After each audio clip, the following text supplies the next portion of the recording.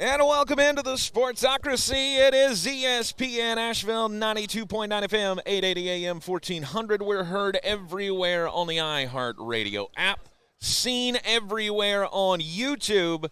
Go to thesportsocracy.com, click the live video link, subscribe to the channel.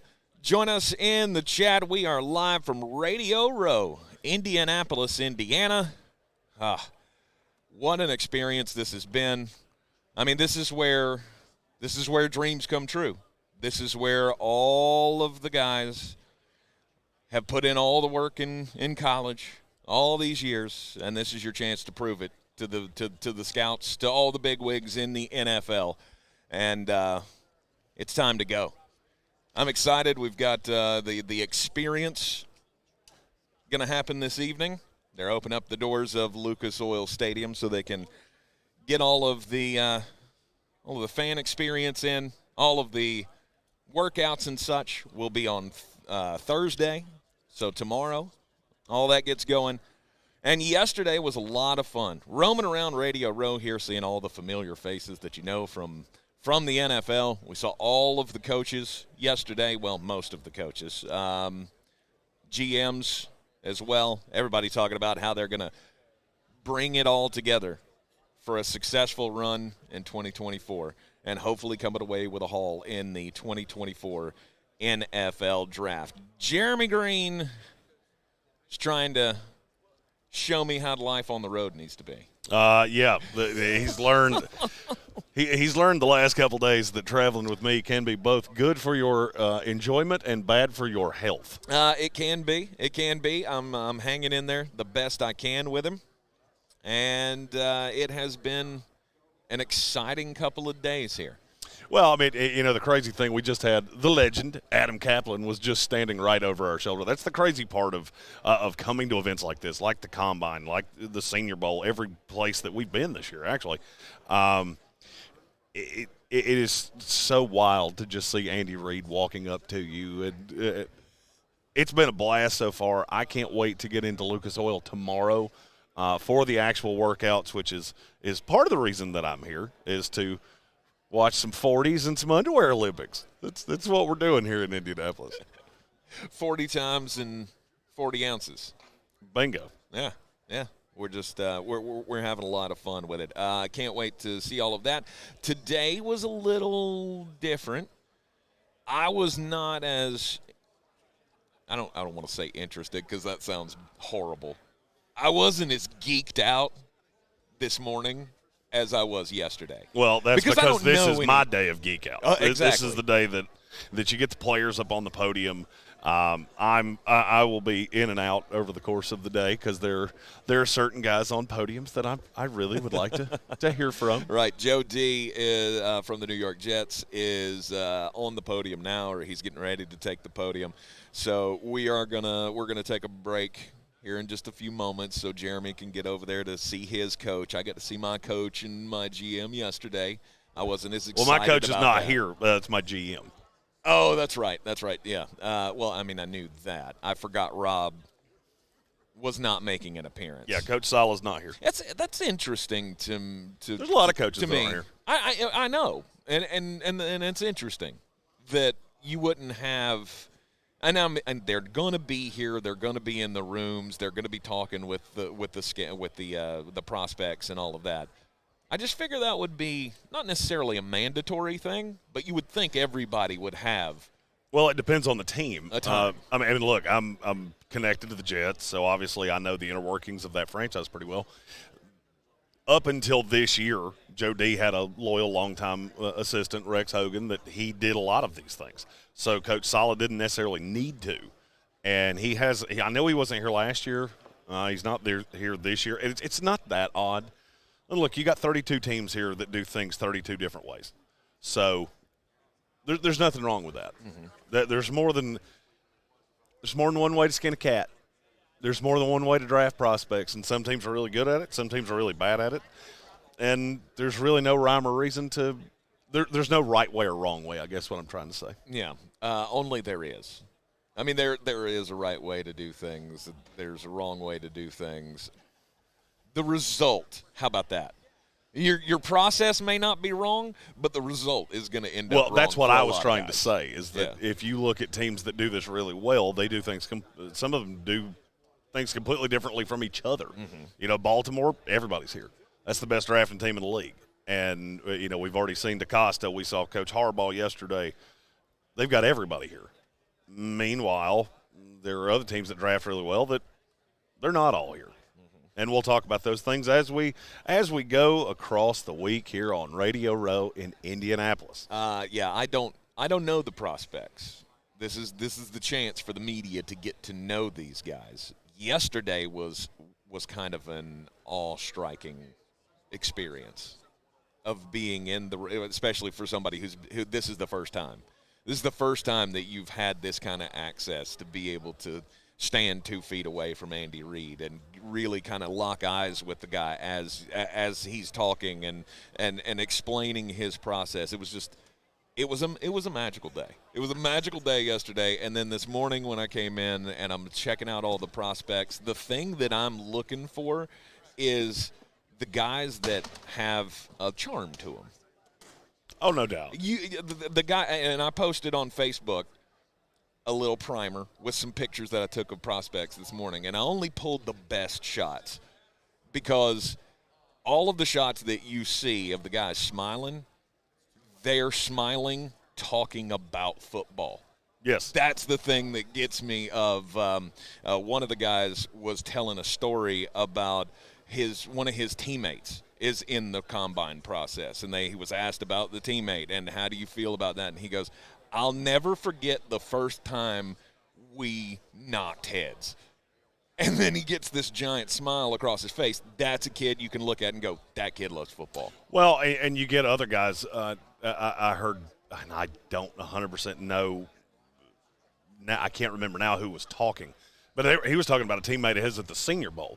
They didn't go to the same school. They really didn't know each other. They met each other in Mobile, and now he's up on the podium with his 15 minutes here in Indianapolis, and he's pubbing Freeland from Western Michigan.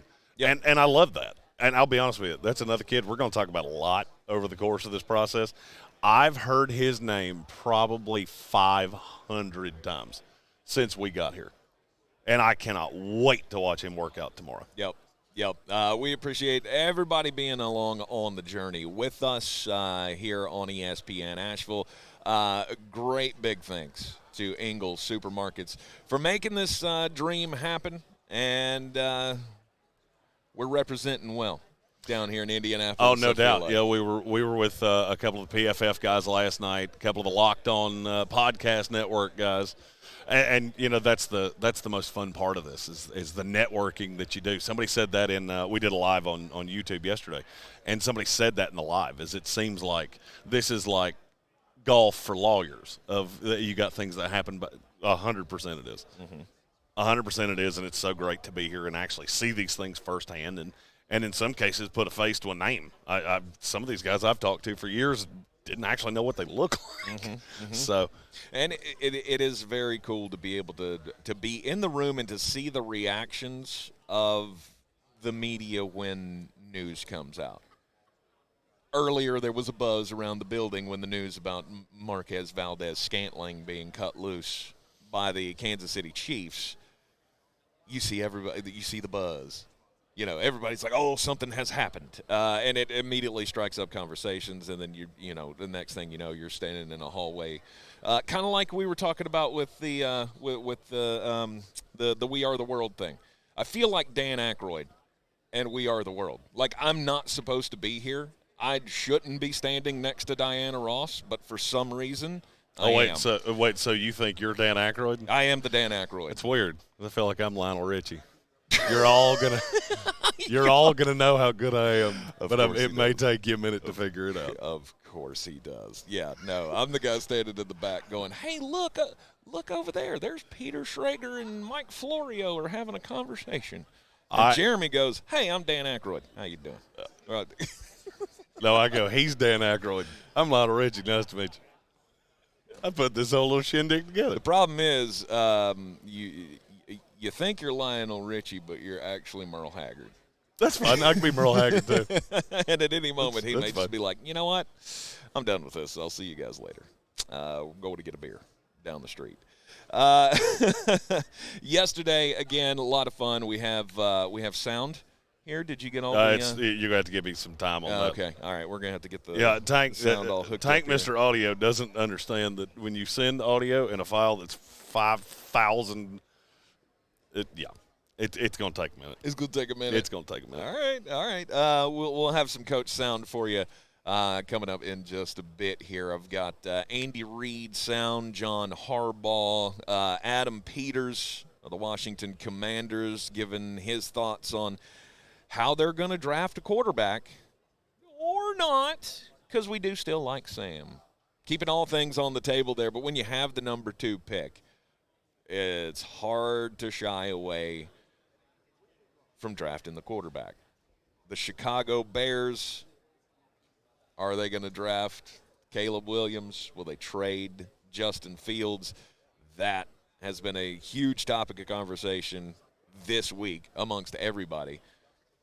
I would probably say 70% of the side conversations are all about whether or not the Chicago Bears are going to trade that pick. Oh, we've had a lot of talks about that here, and we're going to try to talk about every team each day that we're here, and I feel like Chicago's a good place to start. But before we do that, we do have a super chat in our YouTube comments from our good buddy Stephen Taub, Baltimore Ravens fan. Said, speaking of dreams coming true, you guys came from a poorly lit basement to Radio Row at the Combine. Big congrats and big love. It is kind of crazy. It is. I'm not going to lie. That realization has kind of set in on us a few times over the course of the day. Is that we're sitting here looking around at all the legends in the industry going, hey, we're sitting with you. Yep. It has been a whole lot of fun so far. Let's take a break. Then when we come back, we may have some sound for you. I think I've got a couple of sound bites that are loaded up here onto the machine.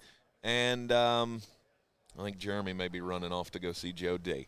You're in the Sportsocracy. This is ESPN Asheville. Thanks to Ingles Markets, we are live at Radio Row in Indianapolis. We'll be right back.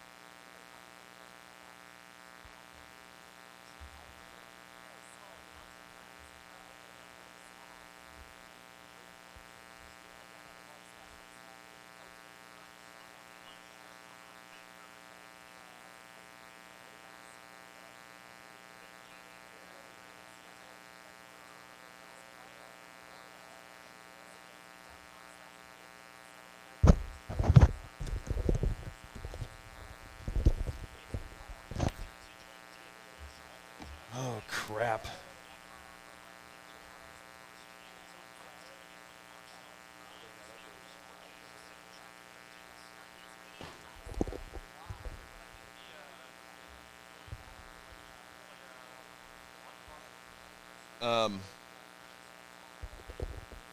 Yes.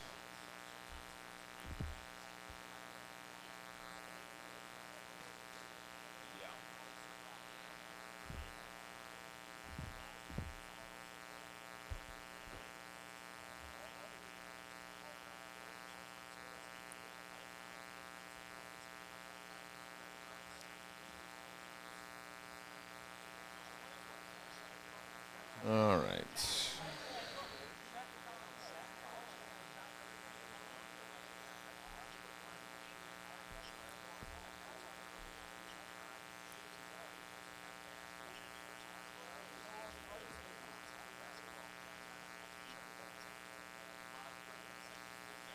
Yeah, I'm here. Yeah, you got me? Yo. Can you?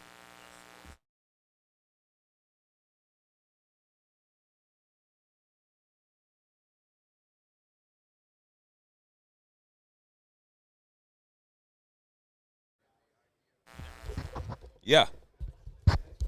Hello.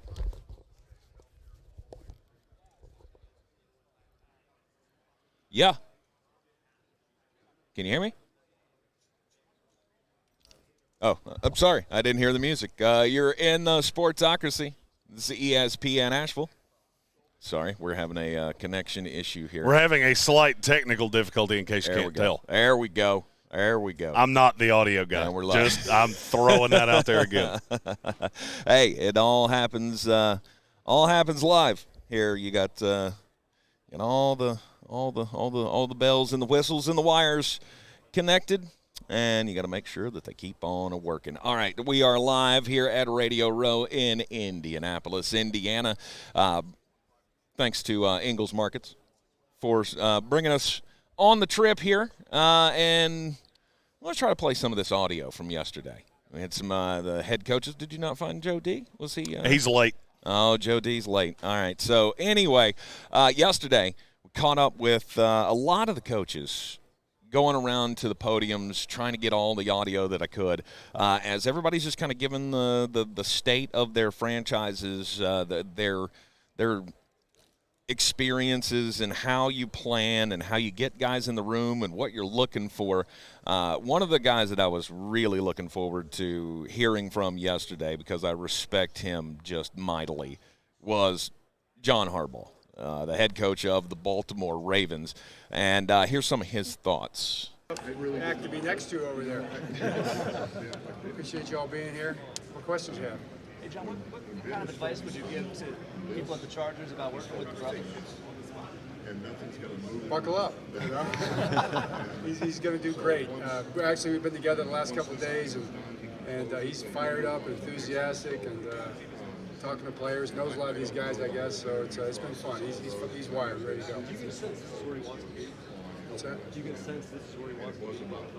I think he's excited about this. I think he's really excited about the Chargers. I think he's excited about the family. He goes way back. He's got great relationships there. Everybody in the building, really, I think he's starting to build relationships with. The guys he's brought over, he knows, he's got comfort with that. Loves the quarterback, so all those things. It's been said that, you mentioned buckle up, it's been said, like, to the uninitiated, sometimes when you're getting to know Jim, it can rub people the wrong way. Why do you think that perception exists, and how would you correct that? Yeah, I mean, I guess it depends on the person. I think most people, I kind of would dispute that, I guess, but I've known him my whole life, so I think there's a lot of narratives out there about a lot of people, and they just kind of pick up steam, and everybody just kind of says, well, that's just how somebody is, and then you meet a person, you'll be like, it's completely different to that, so I don't know where that stuff comes from, and nobody really cares, I know he doesn't care. If you get to know him, I think you'll like him a lot. Yeah. One of the things that I really liked about it, I'm gonna cut in because there's a lot of the chatter on this that you can't hear them asking, the reporters asking the questions and things like that. The first, 4 questions that he was asked were all about Jim. Jim taking the job in L.A. And I get that he's the story, but at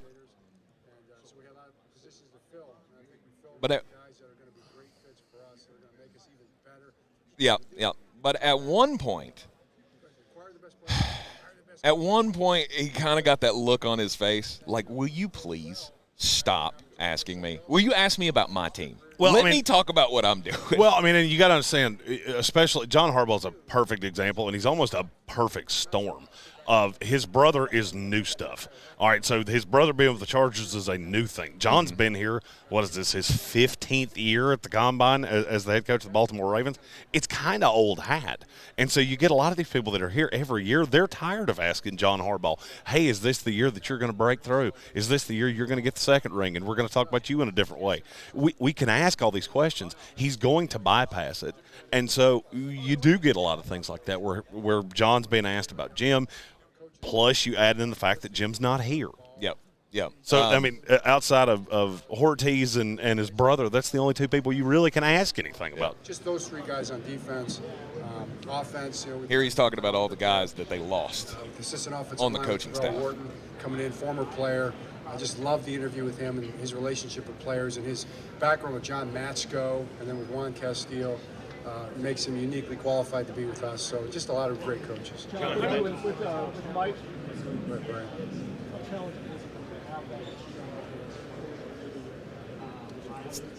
It's a lot about everybody's focused on learning how they build their staff.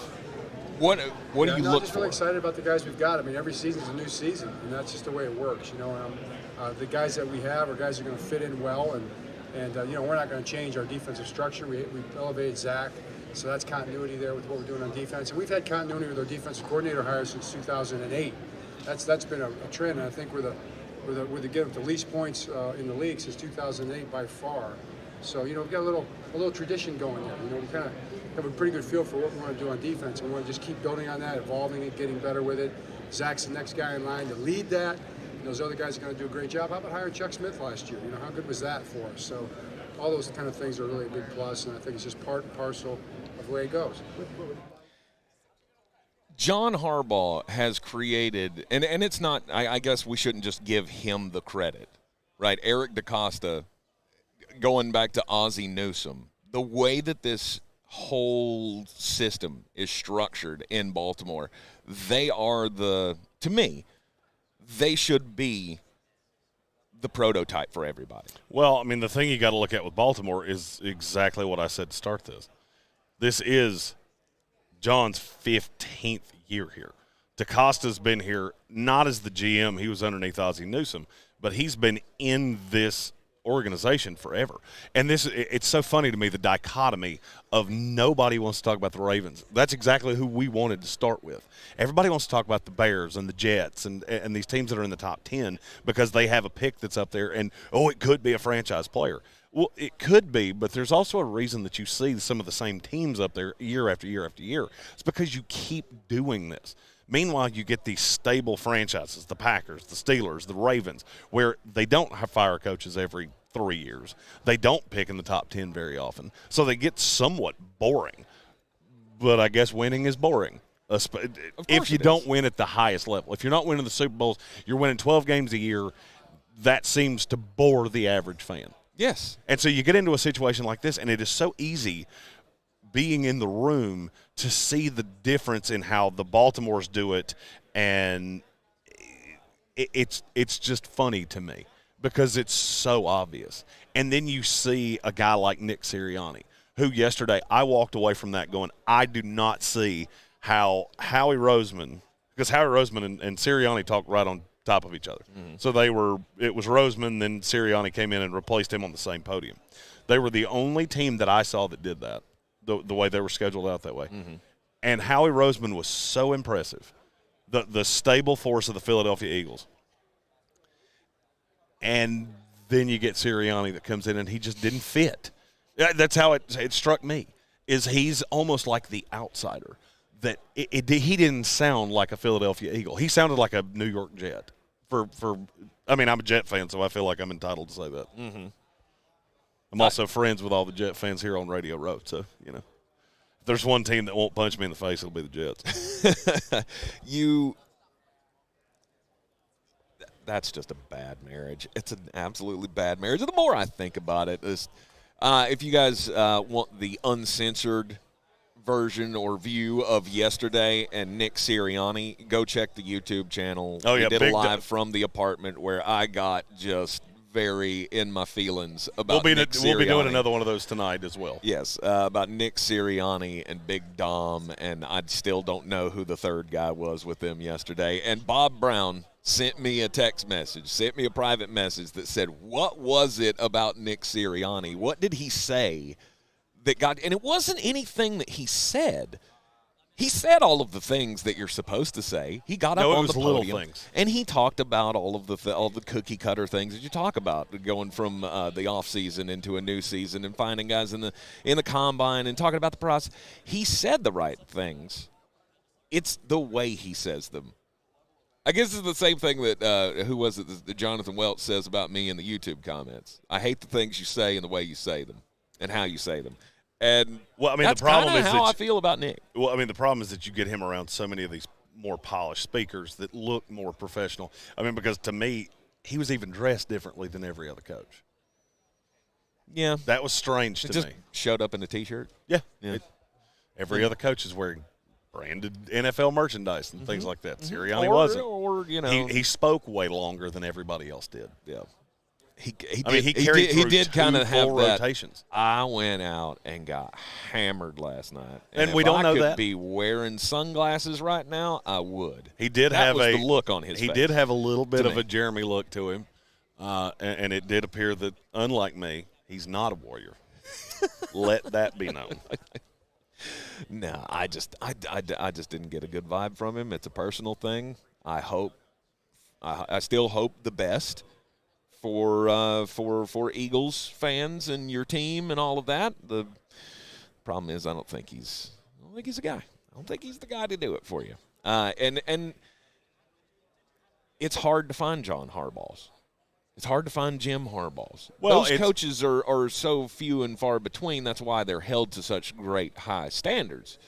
You know, Andy Reid was up on the podium yesterday, and he's talking about every time I talk to somebody, the word dynasty is thrown out. And part of me just got the feeling that is his least favorite word now. I could see that. Because everybody is talking about it, and he doesn't want it. We go out, we do what we do. We're the best in the league at doing it. Hard to win championships. Yes, we've had great success, but you can't rest on your laurels. You can't sit back and just say, oh, well, we're the best. This is old hat now.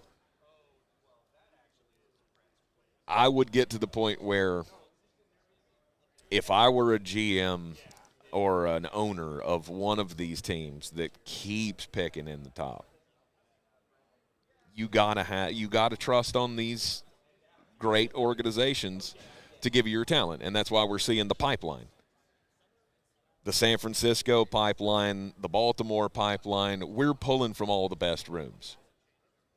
Well, I mean, and look, a lot of teams have tried that, but it's not quite that simple. I've always laughed. And this is something that I thought this before I ever got into the media, and the further down this rabbit hole I get, the more obvious it is to me. It is so funny to me that so many fans think that, oh, we hired the wrong coach, we drafted the wrong quarterback. You do understand there's more that goes into it than that, right? And I'll give you a good example. The guy we're going to talk about in the next segment, Justin Fields. I told you the day he was drafted, I don't love the talent, and I absolutely despise the fit. Because by the time this team is good, he's going to be expensive. I said that verbatim on our YouTube channel. I remember saying it a handful of times. And guess what? 3 years later, here we are. And I was exactly right. Yeah. It wasn't that the player's not talented. It's that the player is going to take time to develop, and then you're kind of running through the rookie deal. This wasn't a ready-made scenario. That's the problem. Every fan thinks, oh, we hired the wrong coach. No, you put a coach in the wrong situation. There's a difference. Nick Sirianni right now, I don't believe in him at all. And this is nothing that I wouldn't have said to his face. I don't believe in him at all. But I think the Philadelphia structure is so good from the top down that it all works. Even with Nick Sirianni, who I think is over his skis, and it to me was very obvious yesterday. Even with that, this is still a team that made the playoffs. This is still a team I look at for next year as you will be one of the favorites going into the NFC, into the season in the NFC. And I don't really see a way that that's going to change, even with a coach that I don't necessarily believe in.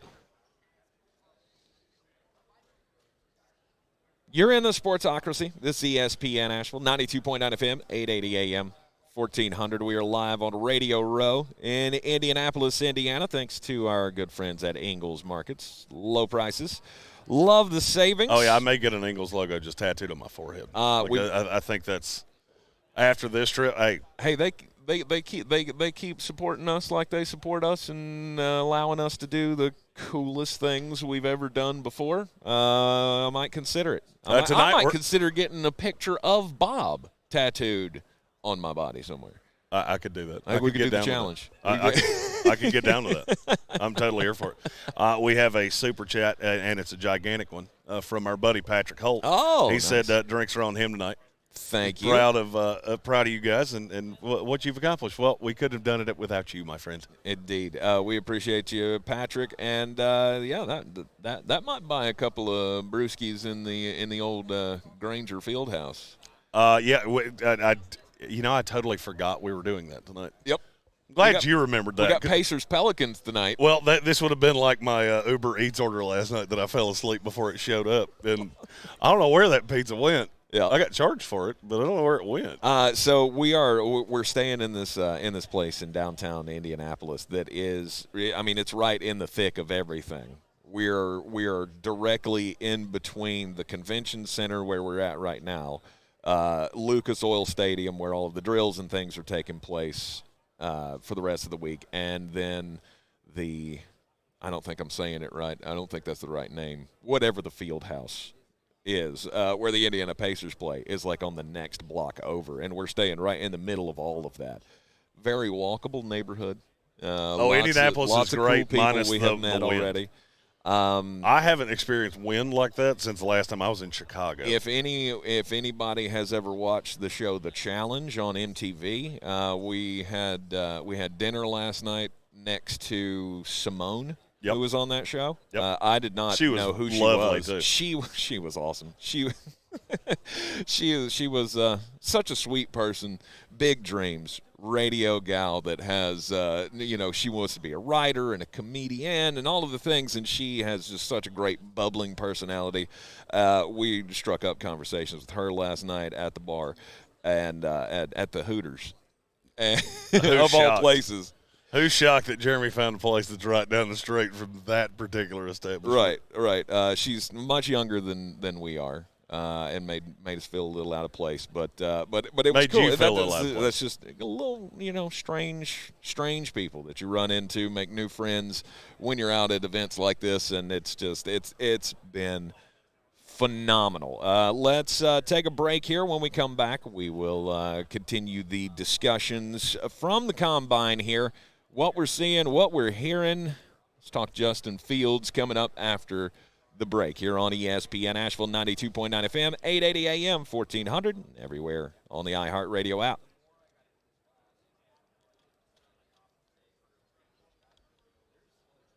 Thank you.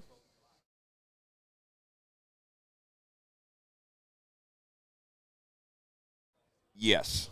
Rejoins are on the button bar. Yes.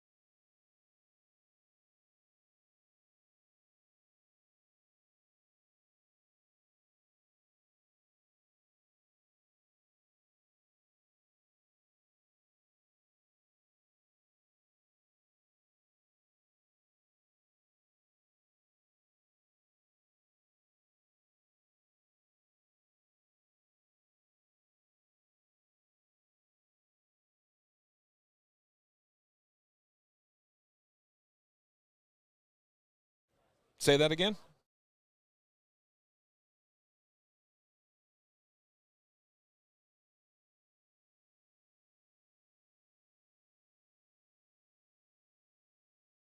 Yes. No. You'll just hit the outside sounder, and that's it.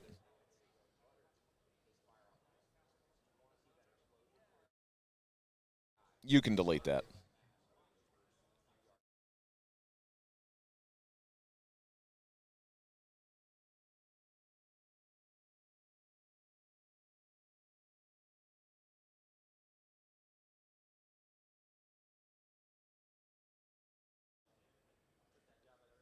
Actually, Thomas, heads up, I'm going to throw out the phone numbers to give away some SoCon tickets here. So.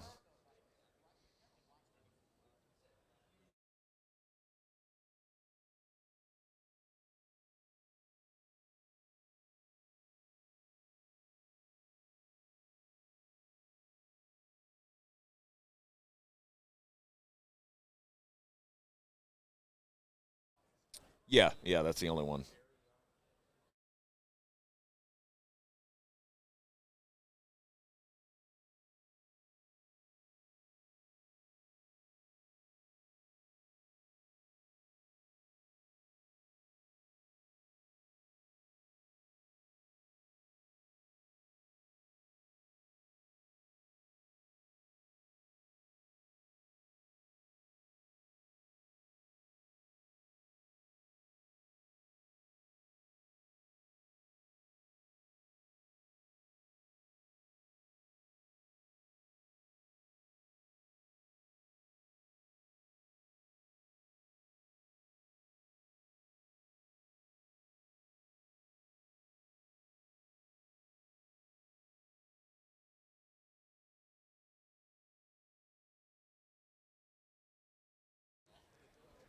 All right, we are back in the Sportsocracy, ESPN Asheville. We're live in Indianapolis, Indiana from the 2024 NFL Combine. Time to get those to bed outside here. Hey, so we were talking last night on the YouTube Live, the uncensored, which is those are a lot of fun. We will probably have a couple of brewskis in us by the time we get to doing one of those this afternoon. So unfiltered, unfettered access to what we are seeing on the YouTube stream. You want to tune in for that. We got into the question is, do we get to a point by the end of the week where we just start doing them from the Hooters that's right beside our hotel? We could. However, following all of the other sports that are going on, baseball, spring training happening, moves are being made. Well, we still play baseball? We do. And we had discussions yesterday on the YouTube stream Learn something about new every day. Seinfeld. Seinfeld typically comes up, and the Boston Red Sox have done the ultimate move here to get at the New York Yankees. We have hired one of your greatest of all time, Mr. Jason Alexander, is now part of the Boston Red Sox. Get it? George Costanza. Come on. I hate the way I hate the way your face looks sometimes. You just look at me like, that's not. Yeah. I'm gonna bet this Jason Alexander's not 5'6" and a bald man. He's bald, Jerry. We got George Costanza coming in just to get back at Steinbrenner once and for all. Indeed. My story is really a non-story that's been made a very large story since we've been here. And it has to do with two phenomenal players in this league, Justin Jefferson and Davante Adams. We had to discuss it. Tom Telesco, new GM of the Raiders, and Kwesi Atofa-Mensah, they had to address rumors that the Vikings could look to trade Justin Jefferson. Raiders could look to trade Davante Adams. And guess what? Neither one of them had any interest in doing either one of those things. No. And in other breaking news, water's wet and fire's hot. No kidding. That the Vikings don't want to trade Justin Jefferson. Atofa-Mensah's exact quote was, "That is not something that once crossed my mind. You've got a blue player, blue person. You try and keep as many of those as you can." Yeah. That got exactly that's all that should have gotten. And then I saw 20 people from here tweeting about it. And really? Of course they were. This is surprising to you? No, it's just the story, right? You get a crazy rumor thrown out there by probably some people in this room of, hey, so-and-so told me, while we were getting coffee or mentioned that Davante Adams, they might think about trading him. No, they're not. You want to think all things are on the table. But while they are, they're not. Right, they're not. They're not. Like I keep saying about the Chicago Bears. and the Washington Commanders and the New England Patriots. Hold on.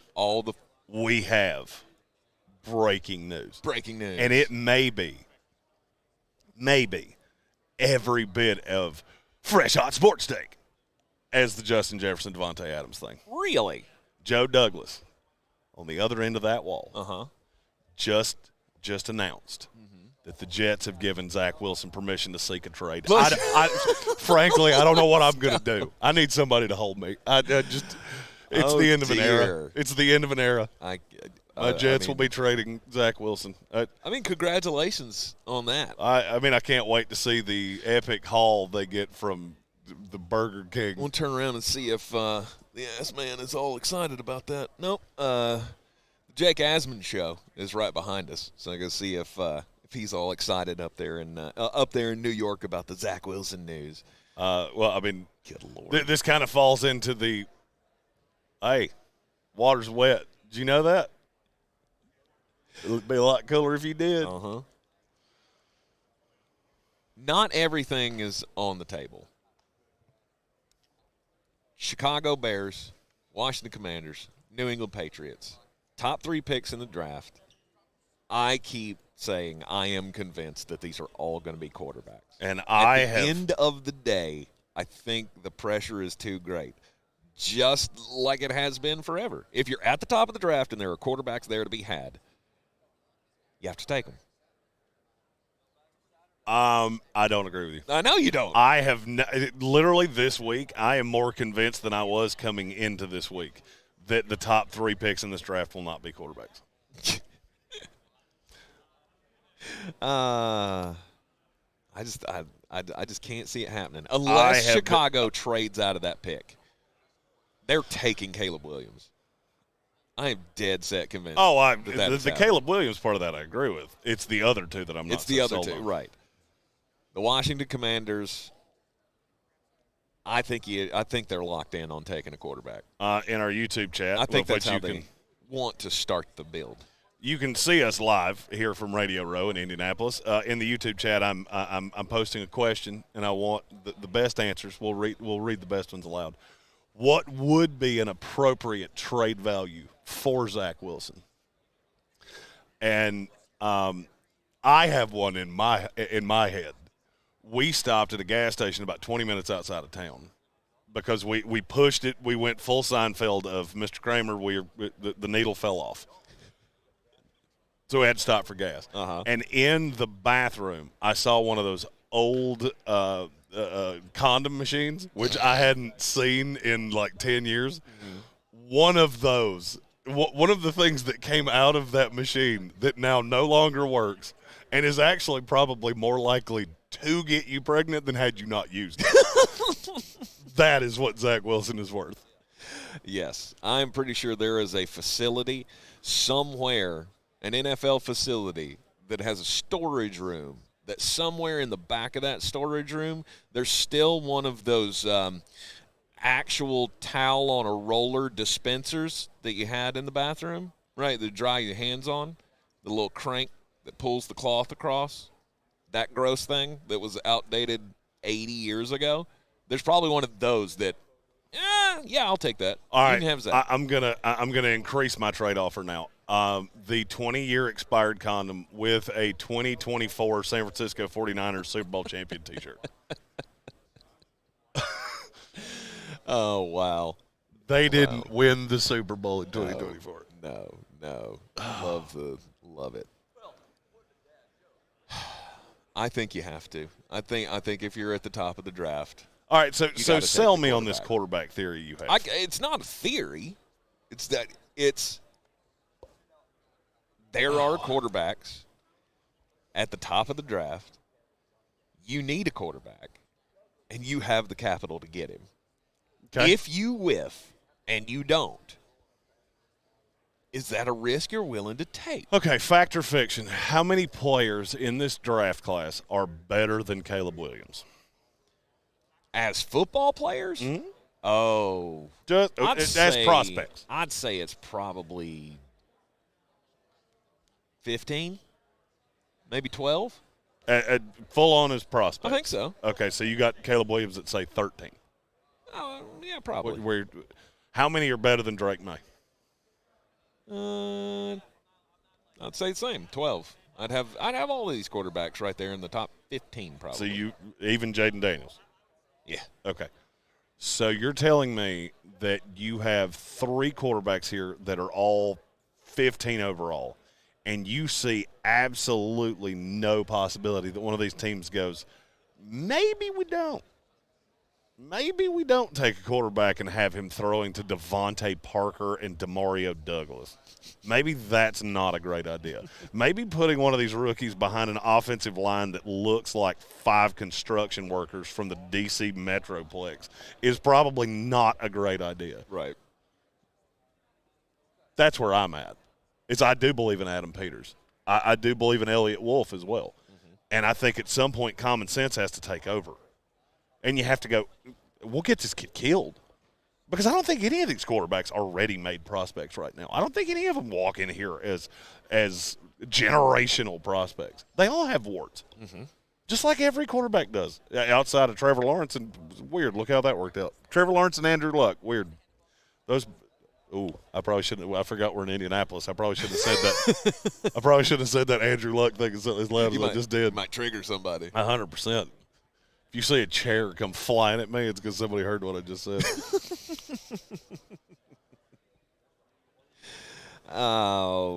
Generations in the YouTube comments with a super chat here. He says, we're in his backyard. I had forgotten. Wait, you can see the roof of Lucas Oil right now. That means that there needs to be some post-show fraternization. No doubt.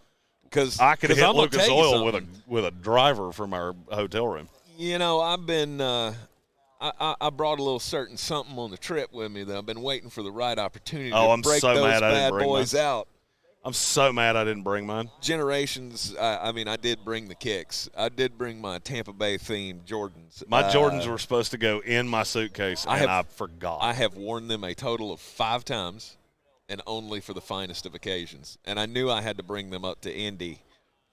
And I'm glad that there's an opportunity that we may be able to hook up. I rock mine with Jets things all the time, and then I clean them with a toothbrush. Yeah, so if you can see Lucas Oil right now, then just beyond that, it's where we're sitting right now.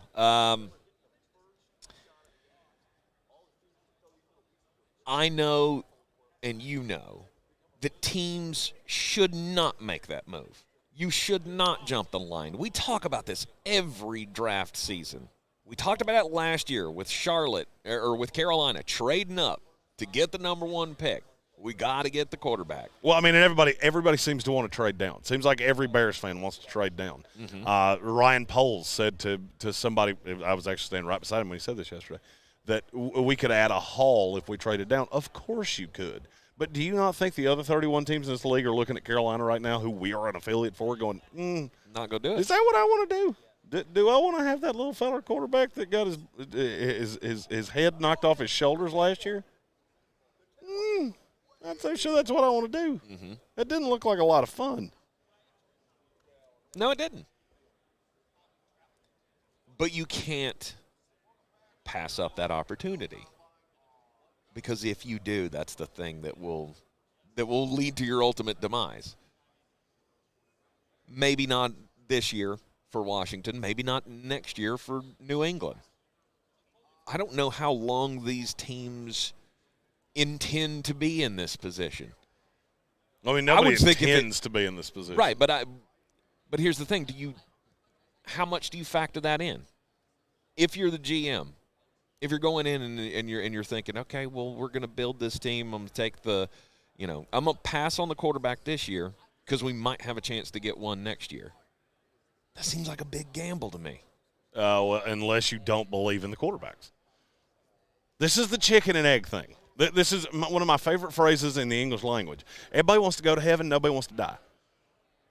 It's kind of the same problem here. If you don't buy into the quarterbacks, you don't take a quarterback, just take one. Mm-hmm.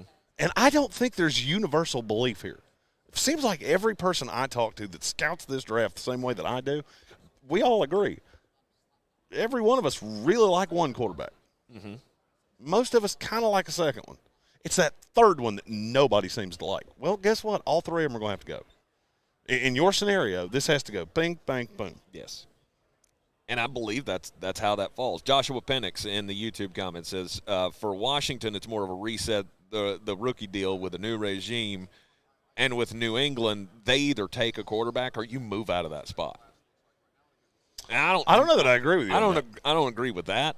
I think New England's in the position of we have more flexibility than the other two.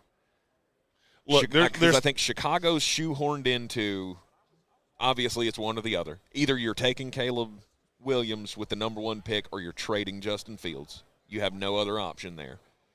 I think you probably trade Fields, draft the quarterback. Washington has to set their franchise. He's right. But then whatever quarterback they take, then New England has the ability to do something else. Because, okay, so maybe we were all in on Drake May and he just got taken. So now I'm going with Marvin Harrison. And I'm totally fine with that. I don't think you're going to find the copious number of draft partners that everybody thinks you will. I don't buy it. To move down. I don't buy it. This is one of the deepest drafts in the top 15 that I've ever seen in terms of franchise players, guys that can be franchise players. Mm-hmm. And so I just struggle to believe you're going to see all these teams that just want to bail out. I don't buy it. Well, I don't know. Obviously, we're all just watching the situation as it unfolds. What are you going to do? Are you going to take the quarterback at the top, or are you going to make the right move, which is taking the no-doubt prospect?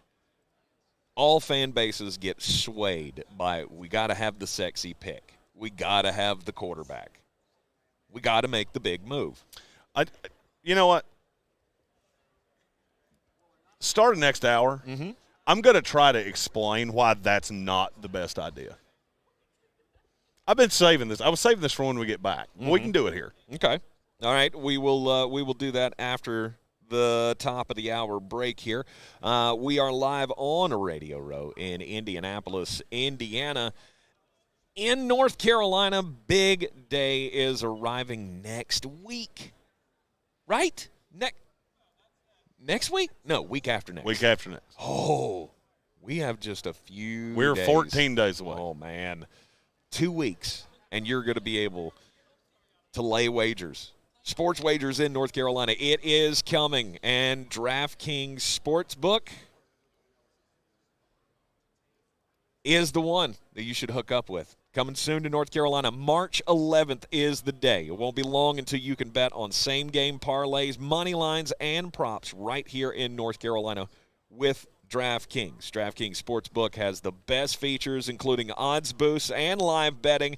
It's safe, secure, and reliable. Best of all, you can deposit and withdraw your cash whenever you want. No more of offshore stuff and crypto and all of that. If you know, it's time to do this seamlessly in the state of North Carolina. It's all coming March 11th. New customers download the DraftKings Sportsbook app now and bet on all your favorite sports once it goes live, only on DraftKings Sportsbook, coming to North Carolina March 11th.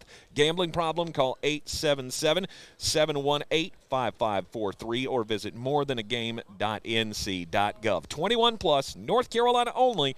Eligibility restrictions apply, subject to regulatory licensing requirements. See terms at DraftKings.com/sportsbook/NC. We will be back right here from Radio Row in Indianapolis right after this.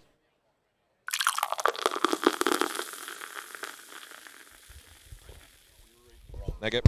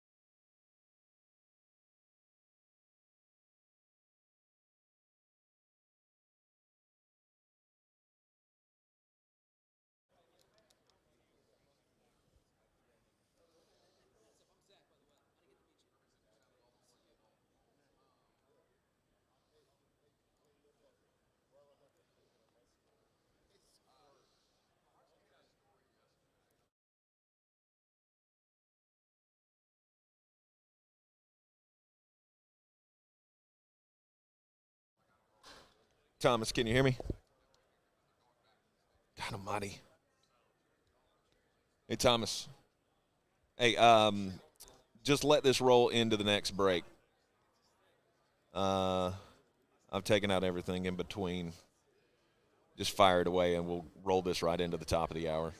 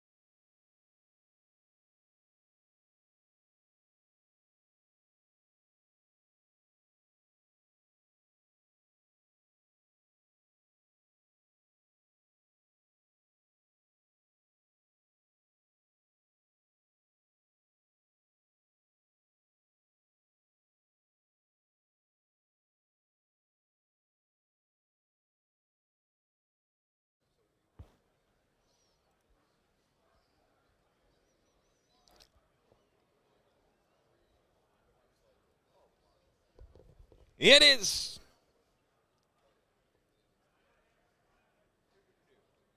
It is ESPN Asheville, 92.9 FM, 880 AM, 1400. The Sportsocracy, heard everywhere on the iHeartRadio app, seen everywhere on YouTube. Go to thesportsocracy.com, click the live video link, subscribe to the channel, join us in the chat, follow all of the action right here in Indianapolis, Indiana. We are coming to you live from the Indianapolis Convention Center, where I believe this is the largest convention center on the entire planet. It's actually bigger than the town I live in. Very well. And I think the population is much higher as well. There are a lot it is right now. Yes.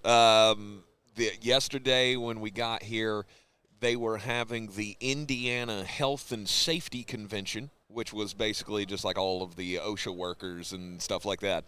Terry Bradshaw was given the keynote speech at the convention.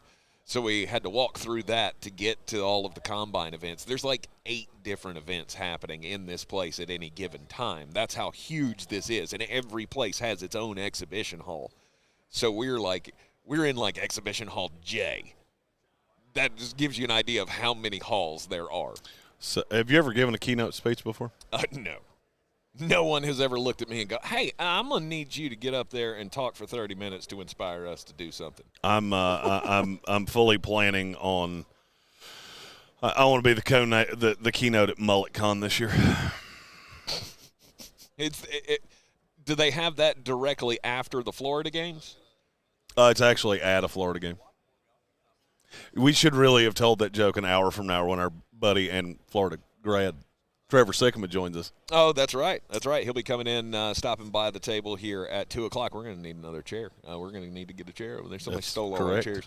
That's the thing about Radio Row. Everybody's got different times that they're on, and so you can see the process of, the Chicago guys are right out of my field, my frame right here, and they're getting ready to go on with their noon show. They have some sweet swag, too. Yes. I need a table skirt like that. Well, that is big city money right there, my friend. And, I like it. I like that setup. I'm all the way nice. in. Looks nice. very, very good. Yeah, they're going on for their noon show in the Central Time Zone there in Chicago. So I think everything has kind of died down a little bit. Did you ever see Joe D? No. Oh, shoot. Well, sometimes that happens. We are here with you, though, live from Indianapolis, Indiana, 2024 NFL Combine. We'll be live today, obviously, tomorrow, and Friday. All of the thoughts about Combine Day. We are going to get into the workouts tomorrow, or the workouts start tomorrow after the show. Correct. So we will have recaps of our thoughts of the workouts and things on YouTube, uncensored, live from the apartment. Yes. That we are and you in. may get to hear that sweet EDM music that we're hearing into just the throes of the night. Well, I mean, they don't really crank up the volume on the speakers in the club until about 9:30. Oh, and then it goes to 4. Oh, I thought you were about to. Oh, yeah, no doubt. Yeah, I was laying in bed this morning. A little worse for the wear, and all I could hear was. Yes. Last night was $2 Jello shot night at the club downstairs. Let's go. And everybody Welcome knows to Indiana. Everybody knows Tank loves cheap drinks, so there were a bunch of those. Especially after he wound up in a restaurant that made him wildly uncomfortable last night. Okay, let's just get it out there. Let's just tell the story and well, you get knew this I out was of the way. going to. Everybody knows I am cheaper than oxygen. Mm-hmm. That's why we have that built into our thing, right? Into our imaging for the show. It's because the difference between mullet male over here, Mr. Mullet Kuiper. Yeah, Mr. Moneybags. Tremendous agility.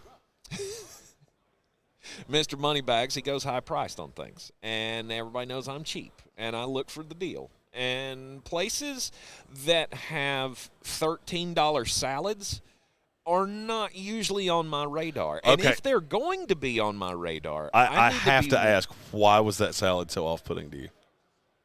First of all, it was phenomenal. It was great salad. I'm not saying it I've wasn't. heard so much about this $14 salad. That's what salads cost at nicer restaurants. If you don't get them with a McDonald's logo like we did our lunch on the way up here, then that's what a salad costs. But that's kind of my point of the same salad that I could have made at home. Not at home. By getting all of the finest romaine lettuces and Parmesan shavings and croutons from my local Ingles supermarkets. Low prices, love the savings. I could have done that for $3 at home. And but it's you're not at home. $13 at this restaurant. So we go to this place, and it was phenomenal. Don't get me wrong. But we had set out on a journey. I was wearing my throwback Tampa Bay Buccaneers long-sleeve T-shirt. Yeah, Tank lost. He was already wrong there. We left the place. You never leave a hotel in a situation like this not dressed for everything. You have to dress just nice enough that you can go into the nicest rooms, but just comfortable enough that you're not overdressed if you wind up in the diving rooms. Okay, you were not dressed for the occasion either, my friend. I was fine. Your Jets hoodie is not acceptable attire Sleek, to go classic. into a $50 steakhouse. $50 But I per did. steakhouse. But I did. But you did, and that's fine. And you get all the looks in the world. But And I'm not going to care. I was raised a little bit differently. That my mama told me that you dress for the rooms that you're going to be in. And when we walked into that door with our long sleeve T-shirts and hoodies, and 3 people in suits greeted us at the stand, I went, I'm not supposed to be here. This is not my place. These are not my people. This is not my beautiful house. He was so uncomfortable. And he's trying to make it because of what he was wearing. It was because it was an expensive place, and he was afraid that wallet was going to have to come out of his back pocket. And when the plume of dust came out of it, because Alan Harper over here doesn't pay for a whole lot, he was afraid. Oh, 2 minutes. Charlie's brother from 2.5 Men. Yeah, 2.5 Men. He was afraid. He was afraid. Now, is that how it went? No. Nope. That's not how it went. Nope. Oh, you wouldn't have got me in that door if you hadn't have said the magical words before we went Which in there. I'm paying. Which was, I'm paying. And I went, okay, I'll be embarrassed for a nice steak as long as somebody else is paying. All I'm saying is we walked out the door. We had it in our minds that we were going to go to a place called Sauce on the Side. And this place has calzones, and it serves the sauce on the side. We were going to that place. And somehow we ended up at a place called Ocean Air, where the air on the end of it is AIRE, which means you need to be a millionaire to step in that Means it's door. fancy. It was delicious. I got a mahi. It was awesome. I had the 6-ounce filet and a $13 steak or $13 salad. That's all I needed. Jeremy looked at me after I ordered and went, "You are a cheapman." And I said, yes, I am. I actually said something far more vulgar, but I can't say it on this show. Yes, so FCC Airwaves. I will say it on the Uncensored Live this evening. Yes. So we are, anyway, that was my uncomfortable moment of the day yesterday. But it was a phenomenal experience, and these are just some of the joys that I find and the differences between us when we're out on the road somewhere. And somebody in Asheville, I'm sure, just heard that story and went, "Would you talk about sports?" No, we're talking about an experience. But now we'll talk about sports. All right, Jeremy, you wanted to explain, if you can, why it's a bad idea to chase the quarterback in the draft. Okay, so I am fully of the belief that the NFL draft is a perfect microcosm for we're living in a simulation. Because basically, there are a handful of different kinds of draft class. Do you agree or disagree with what I have just said? Different kinds of draft classes, yes. There's only a handful. You either have the elite quarterback, couple elite players, and then basically everything from 15 to 75 is pretty similar. Right? Yep.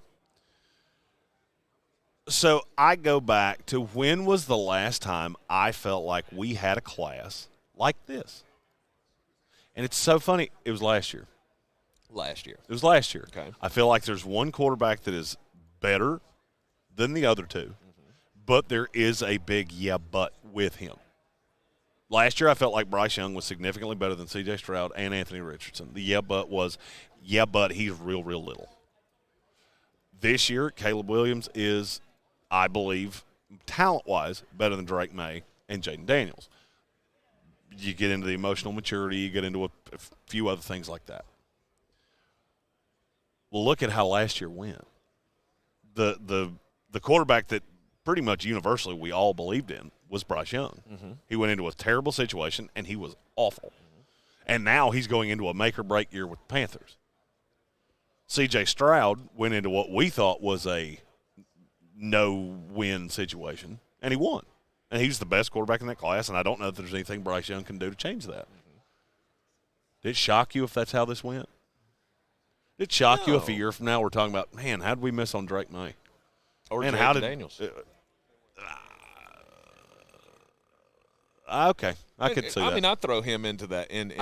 I know it's a 1-2 class for most people. It's Caleb and Drake. That's the discussion. You cannot ignore Jaden Daniels. I'm not ignoring Jaden. I have Jaden ahead of Caleb I Williams. know you're not. I'm talking to the people. Mm-hmm. I'm talking to the fans. Like, you can't get locked into this. This is just a 2-quarterback thing. Jaden Daniels is unreal. Mm-hmm. And I think I think he could be the one. He could be the one that we come out of this and go, how in the world did we not see this? His last year at LSU was so phenomenal. All of the things that he could do. I mean, how are we missing this with the Joe Burrow comparison? Right? Joe Burrow had the Heisman Trophy season at LSU. Well, it was undoubtable. And that's where the comparisons between those two stop. No, I get it. But I'm saying that guy put up huge numbers in the SEC. How can you not expect that he is going to be at least a threat coming into this league? A lot of people are because it's discounting not. that. Yeah, and what you just said is way too simplistic. Way too simplistic. A.J. McCarron put up stats in the SEC. That doesn't really mean squat. Mm-hmm. There are pro quarterbacks. There are not pro quarterbacks. The question is Jaden Daniels one? And you're not going to get – I don't think you're going to get unanimous consent from all the draft people you talk to here because he is a little thin. Mm-hmm. He runs a lot. Mm-hmm. Only had one super high-end year, which is the one he won the Heisman. Mm-hmm. They go back to the Arizona State tape. They hold that against him. Now, none of these things bother me. But I understand why a team would be looking at Jaden Daniels going, I would feel so much better if I could get him at 12. I would feel so much better if I could get him at 8. I would feel so much better if I could get him at 6 than having to take him in the top 3 because you're going to have to take him over Maserati Marv or over Joe Alt or one of these guys that I don't see a miss in. Maserati Marv, is that a thing? Oh, that's the name that who's Joel Klatt's partner? Gus Johnson. He called him that in I think it was the Penn State game. Okay. He called him. He refused to use his name. It became a drinking game of how many times can Gus Johnson say Maserati in one telecast. That's great. So now I just refuse to call him anything else. I like it. I like it a lot. But your point there being what? My point Just don't do there is I can go back through time, and I have a handful of examples. Yours was a good one. 2020 with Joe Burrow. That is pretty apropos because you had Joe Burrow, you had Justin Herbert, you had Tua Tagovailoa. I feel like a lot of us had questions about Tua that we didn't necessarily have answers to because he was playing at Alabama. He had played in a system, didn't know how that was going to translate to the NFL. To me, that would be Jaden Daniels. Justin Herbert played at a school that were not used to producing quarterbacks in a conference that didn't play any defense, put up video game numbers, but you're not sure he's going to translate. That's Drake May. Then you have the high-end Heisman Trophy winner, rarefied air prospect. That's Joe Burrow, which is Caleb Williams. Walking away from that draft, do you feel like all three of those teams are happy? You think Cincinnati's happy right now with Joe Burrow? Because I would say yes. Yeah. Do you think the Chargers are happy right now with Justin Herbert? Because I would say mostly. I would say yes. I would say mostly. I mean, Jim Harbaugh is pretty excited. So, yeah. Well, I mean, and that's kind of my point. He's not even fully out of the rookie deal yet, and you've already gotten a coach fired. And by the way, that's your second coach. That's bad. This will be your third. But that's a bad matchup. I don't disagree. And as you were talking about Bryce and CJ, that's the big difference with them, right? Houston got the coach. Houston got the staff right. Okay. Houston got all of those things around him. What did Bryce have in Carolina? Okay, so answer your own question. You feel like Dan Quinn's no doubt the guy in Washington? Because I don't. You feel like Gerard Mayo's no doubt the guy in New England? Because I don't. You feel like Matt Eberflus is no doubt the guy in Chicago? Because I don't. I don't see a D'Amico Ryans in that group. Oh, I don't. That's kind of my either. point. That's kind of my point. You got New England that I 100% believe looks at this roster and goes, we can't win in the next 24 months. Mm-hmm. There's nothing we can do that will make us high-level winners in the next 24 months. But you're going to chuck a quarterback into that, waste 2 years of his rookie deal with a team that's non-competitive. That doesn't make any sense to me. And Washington, I hate to tell you this, you're not a quarterback away. And in terms of your biggest needs, I would argue quarterback's not in the top 8. Yeah. I don't hear any lies out of that, but that is a pretty big box to check. Right? It's a pretty big box for Carolina to have the quarterback marked off. It would be huge for Washington to check that off and have the guy. Okay. Do me a favor. Name me a quarterback in the NFL that's really good that just has a terrible roster. A terrible roster? I don't. I'm not. Well, your boy I'm not Justin thinking of the Herbert would have been a example. really good answer to that. Yeah, a couple of years ago, he had a terrible Last year, that roster. roster was awful. They were killed. They had no corner that could stop anybody. They couldn't stop the run. They couldn't run. Mm-hmm. They couldn't block. Outside of one game with Khalil Mack, they couldn't get after the passer. What exactly was so good about it? Oh, they had a name in Joey Bosa? That's it. They had a bunch of names. No production, bunch of names. That applies. That roster is light years ahead of what Washington can be. That roster is light years ahead of what New England can be in the next 12 months. Fact or fiction? Fact. And that's my point. I feel like you're putting these quarterbacks. I can't wait to see them up on the podium. I'm really interested to hear where their mind is at, because I feel like all three of them could very easily be put in less than ideal situations. I think Chicago's an ideal situation, but I don't think you're going to wind up with the right quarterback. Could be the right situation. Problem is, you just said, I don't believe in Matt Eberflus. I don't believe that he's the guy. You have a defensive head coach with a potentially one-off offensive coordinator. If that team goes 7-10, everybody gets fired. So you're going to have to learn 2 systems in 2 years potentially. Yeah, we're already off to a bad start. Mm-hmm. We're already off to a bad start, and I think that's the best possible scenario for any of these 3 quarterbacks. Bob Brown in the YouTube comments throws out Hurts with Sirianni. There's another quarterback with a bad coach matchup. I still don't know what to think about Jalen Hurts. This past year was damaging. Oh, I know exactly what to think about him. I also did love hearing Sirianni talk about Kellen Moore and how he had been successful everywhere he'd gone, and I went, are you sure? Sir, was that a question? Are you sure? That's really all I want to say. That's all I want to ask. I mean, that is a question, technically. It didn't go the way he wanted it to in L.A., for sure. But he's a guy that we believed in for years. Is that just because he was the offensive coordinator for the Dallas Cowboys and he got a little bit more attention than he should have? No, he's a good – he can draw up a scheme. He can run an offense. Weird. Dallas got better when he left. Just keep telling yourself that. Make that make sense in your own head. Dallas got better when he left. Rarely happens with great, successful coaches. Indeed. Joshua Penix, in the NFL, you need to be in one of 3 categories. 1, you have one. He's talking about quarterbacks here. You have one. 2, you just drafted one that you have reason to believe in. 3, you position yourself to take one next year. You agree with that process? You either have the quarterback, you just got your quarterback that you want to believe in, or you're setting yourself up for the next quarterback. The fact that he added that 3rd one in there, that's the one everybody always forgets. Nobody ever wants to be the team that has a blip year. It's the same thing I said in the first hour. Everybody wants to go to heaven. Nobody wants to die. Mm-hmm. Nobody wants to have that 2 and 15 year. And God forbid you just had one, and now you're going to have another one, which is what you would be looking at in New England or in Washington. I do agree with that.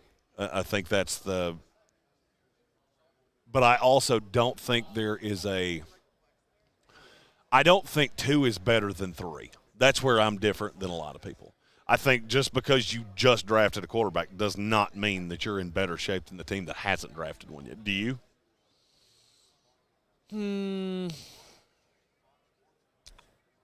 You don't know. You really don't know until you see how it plays out. But at least there's hope. Like I said, it's about checking the box.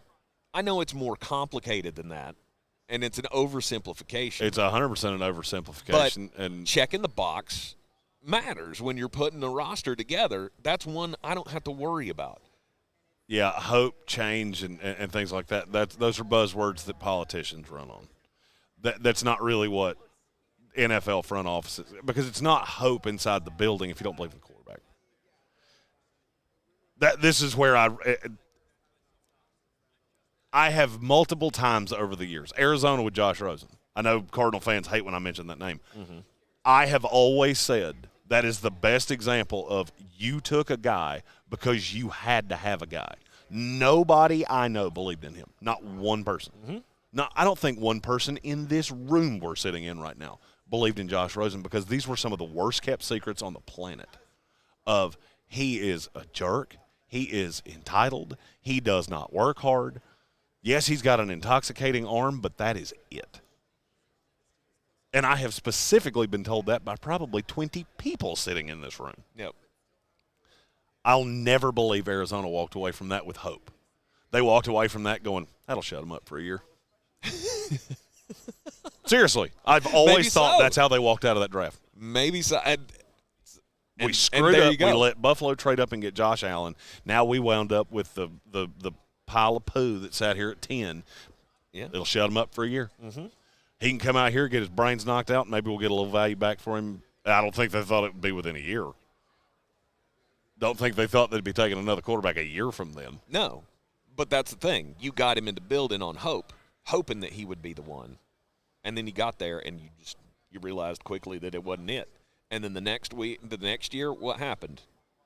You had a quarterback at the top of the board, and you went, well, I guess we kind of have to, because he's not the guy, and this one's way better. Bail out when you know it's not going to work. Quarterback's such a touchy thing in the NFL. And I will say, if you got one, do everything you can to keep him in the building. And if you have a question mark about him, then yeah, position yourself to get the next one. It's a hard place to be in. You're in the Sportsocracy. This is ESPN Asheville, 92.9 FM, 880 AM, 1400. Denver Donkeys in our YouTube chat, said hope is not a strategy. Exactly. And Victor Shelton has a really good question. We got to take a break, but when we come back, I want to address his question about how front offices are going to look at a certain portion of the draft now that we have NIL money that is bringing some players back. It's a little bit of a misconception, but there is certainly some validity to what he just said. Yep. Hit us up on the YouTube comments with your questions about the experience up here in Indianapolis. Indiana, we are live for the 2024 NFL Combine. All thanks to Ingles Supermarkets. We'll be right back.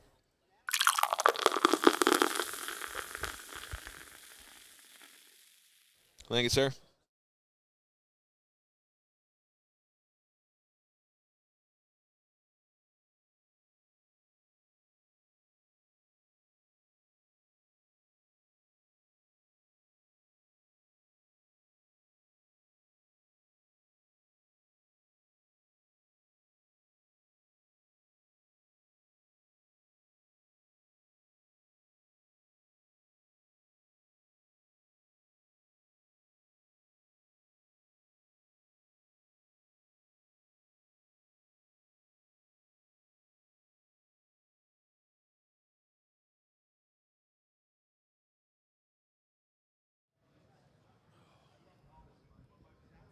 Check 1 2. Check 1 2.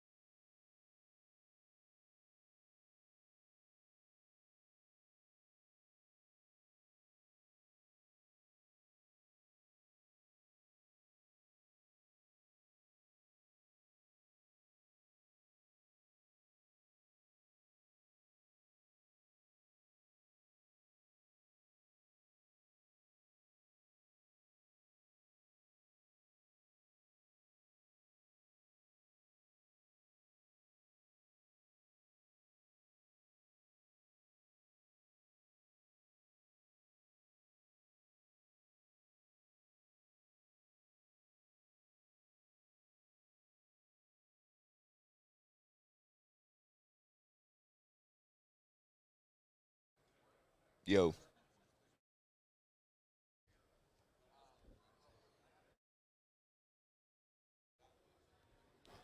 You all good? Yeah. All right. Cool. Where's my?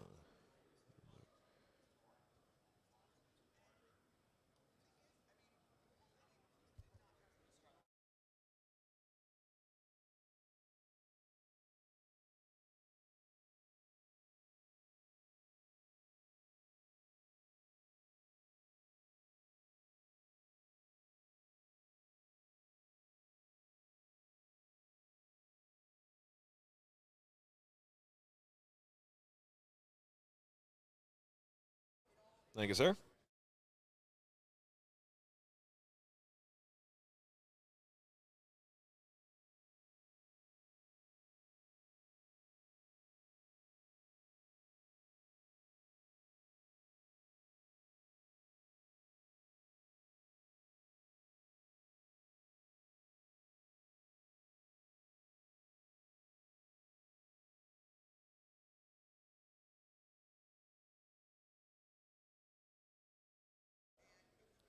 All right, we're back on Radio Row, Indianapolis, Indiana.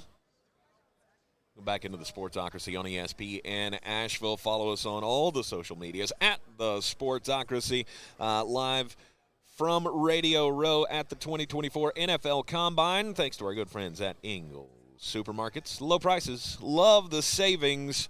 The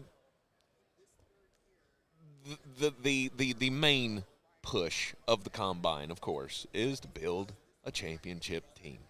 It's hard to do so. It's hard to figure out what the right build is.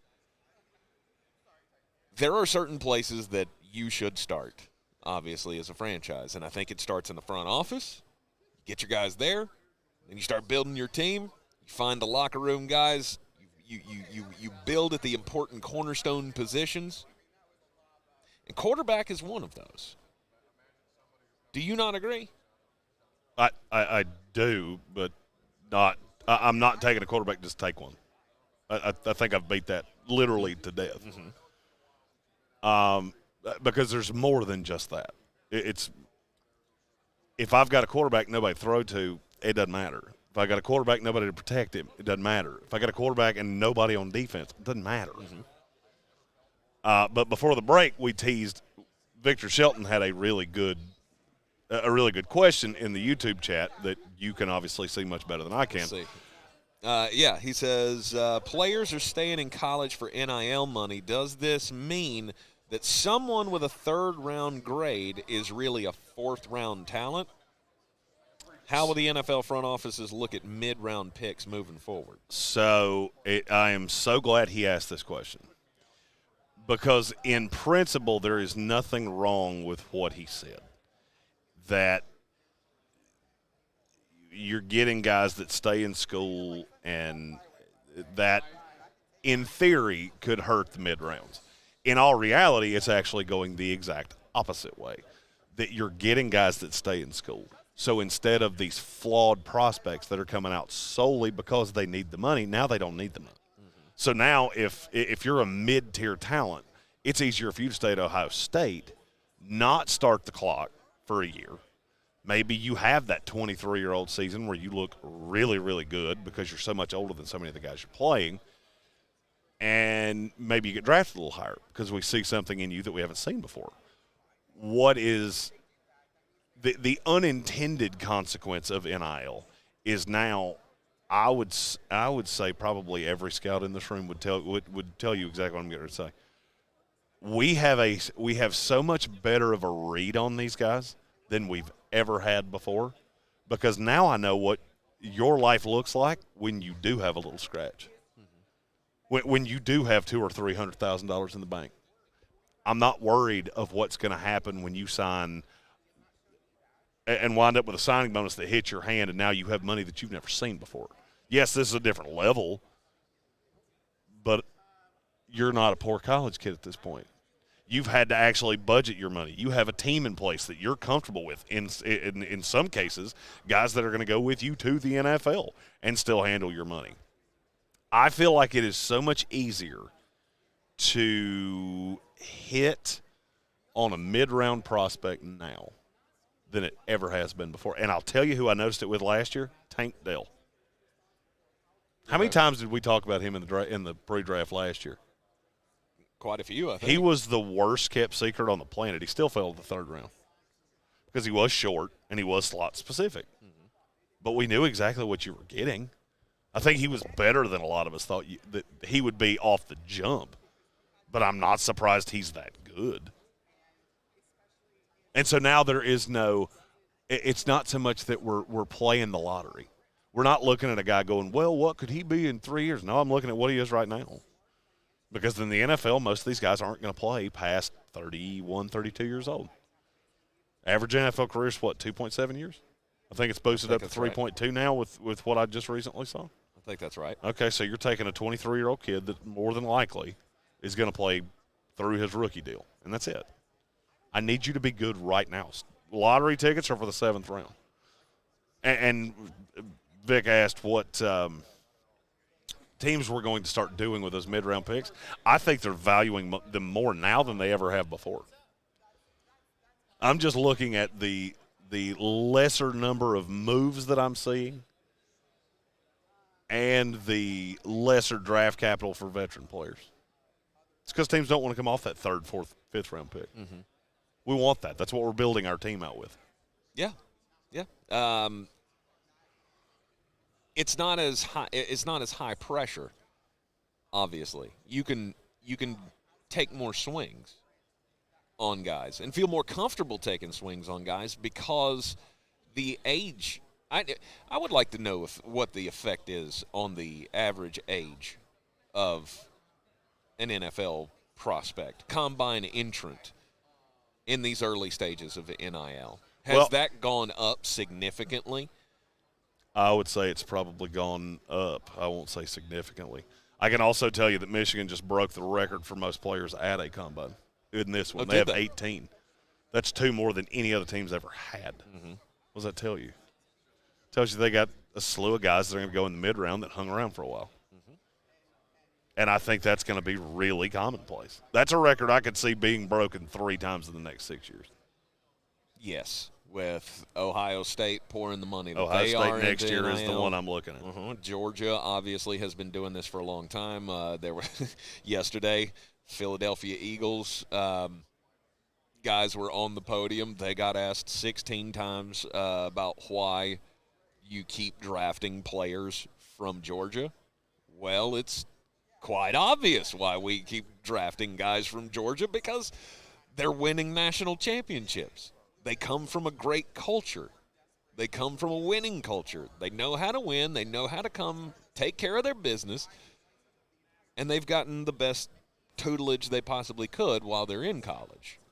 And you're going to have that at Ohio State, at Michigan, at Georgia, at Alabama, all LSU. The big players are spending the most money, and they're churning out most of the NFL talent. NIL has afforded some guys to be able to stay in school and get that lesson, the life lessons. You learn how to deal with an agent. You learn how to deal with a business, things that you never could do before because that was hands off, illegal. Can't do that in the NCAA. All of this has given us a greater window into who these guys are. You may not like the money that exists. You may not like this money game that we're playing. But it had to happen at some point, and it just speaks to there are benefits to this as well as drawbacks. Everything has its ups and its downs. And we're learning more about these guys as people through the NIL process. I agree with that. Which is important for prospect. I mean, the idea of the combine is, from an outside perspective, is all about the athletics of it, right? Bringing in the 40 times, the bench press, all of the mechanics of being an athlete. I was listening to Peyton Wilson from NC State earlier today on the podium, and he was talking about his goal was to come in here, and his goal is to prove through these drills that he is the most athletic linebacker in NFL history. I love the attitude on that kid. Right, to be able to come into a room with a whole bunch of NFL reporters and look guys like Mike Florio and Matthew Berry and all of these dudes in the face and go, I'm going to come in here and I am going to set this place on fire with what you're going to see in the drills. I'm more intrigued. You were talking about the drills. The drills have always kind of been an ends to a means to me. Mm-hmm. And look, I'm super excited to be sitting in Lucas Oil tomorrow watching the drills. Mm-hmm. I also probably won't spend as much time over there as you think.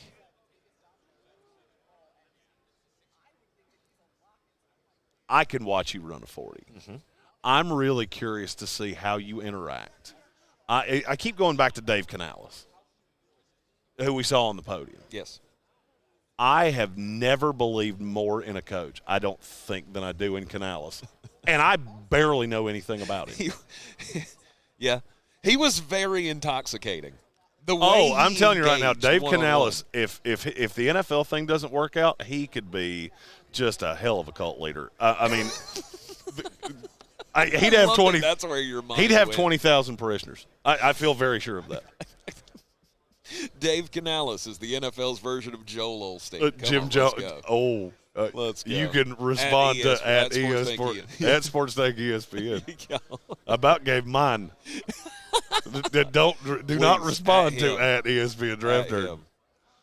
I don't want to hear I don't want to hear your takes on his what he just said. Right, but that's where I was headed with that, was that the fans look at this and go, oh, it's the underwear Olympics. End of story. It's just 40 times in bench presses. No, the intimate part of this event is getting to see how they interact with each other, with agents, how they interact with the media.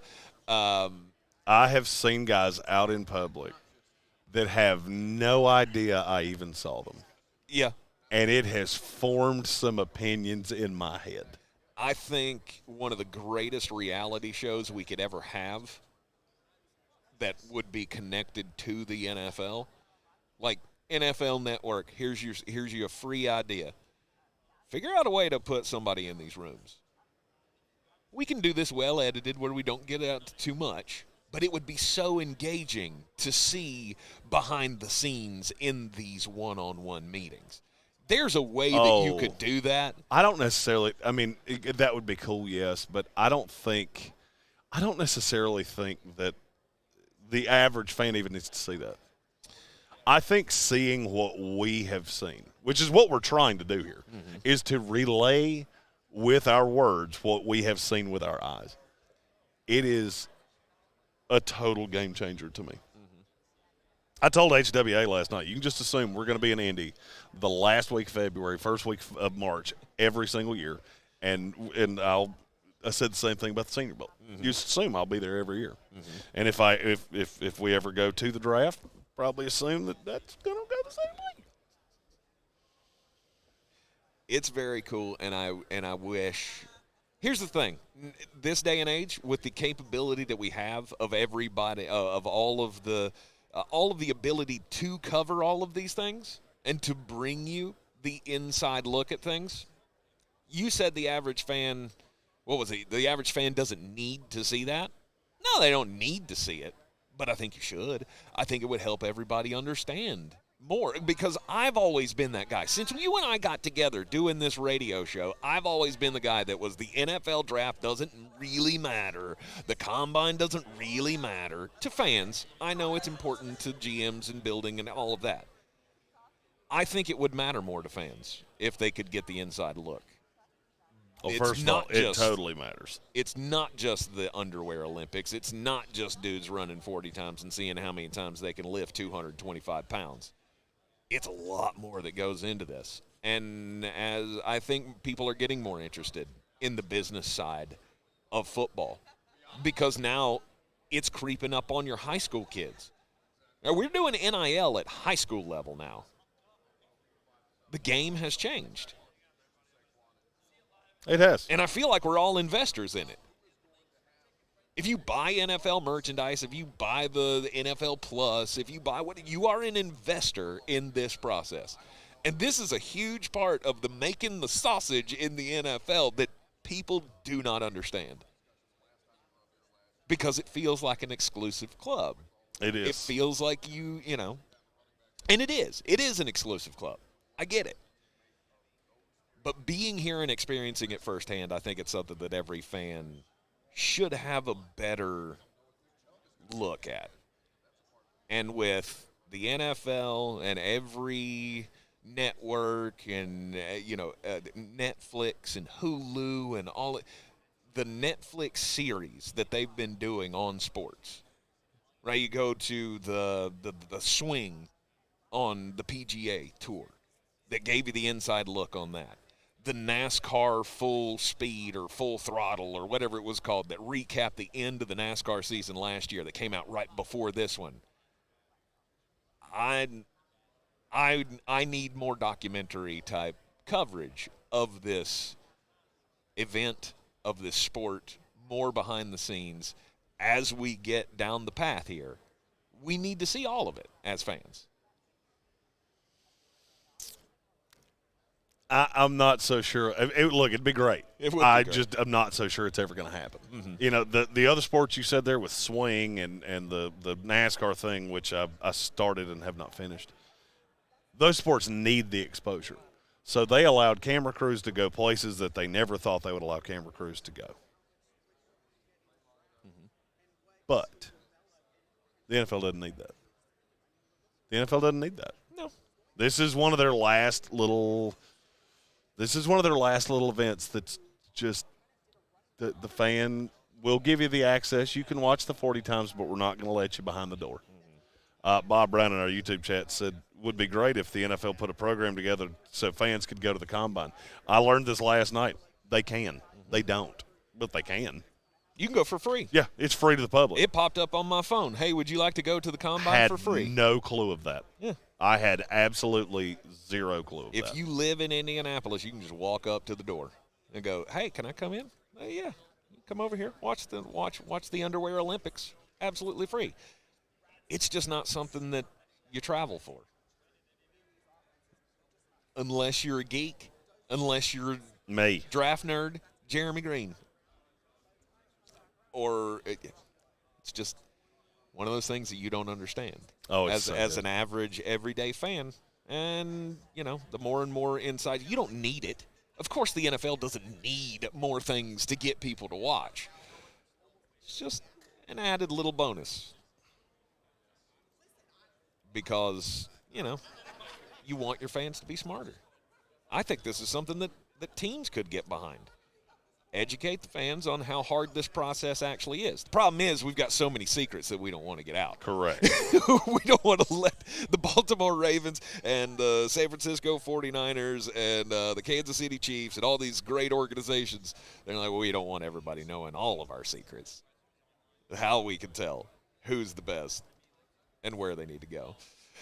You're in the Sportsocracy. It's ESPN Asheville, 92.9 FM, 880 AM, 1400. I think we blew past the break there. We did. And that's what happens when I don't have a clock directly in front of my face. So we're going to take a break here. Thomas is probably falling asleep back there at the board. And we will be back in just a few moments here, live for Radio Row in Indianapolis, thanks to Ingles Supermarkets.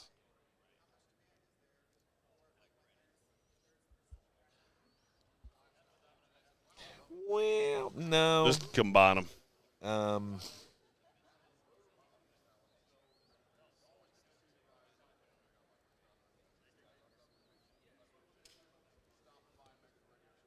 Yeah. Yep.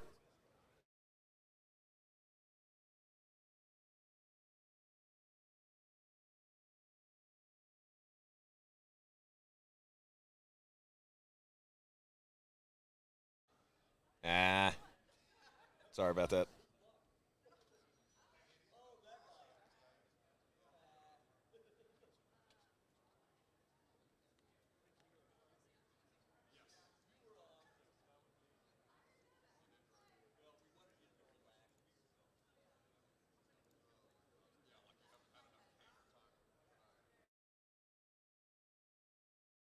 I am just shifting a couple of things here in the log, bud, so bear with me.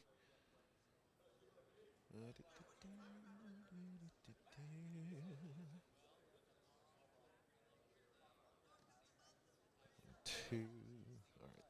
All right, that should be good. We're going to take a squeege. We'll be back.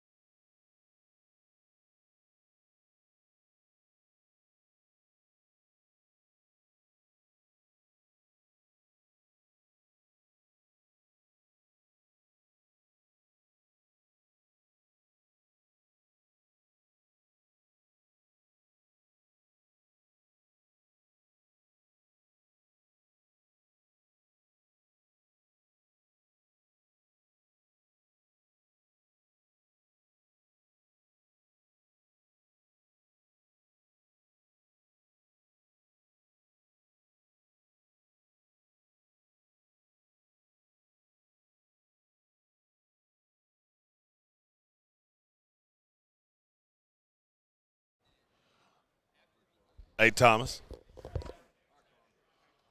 You should probably be ready with a couple other commercials because he just walked away, and I have absolutely no idea why. I don't know. I think he thinks that this break is the really long one, so he just went to the bathroom.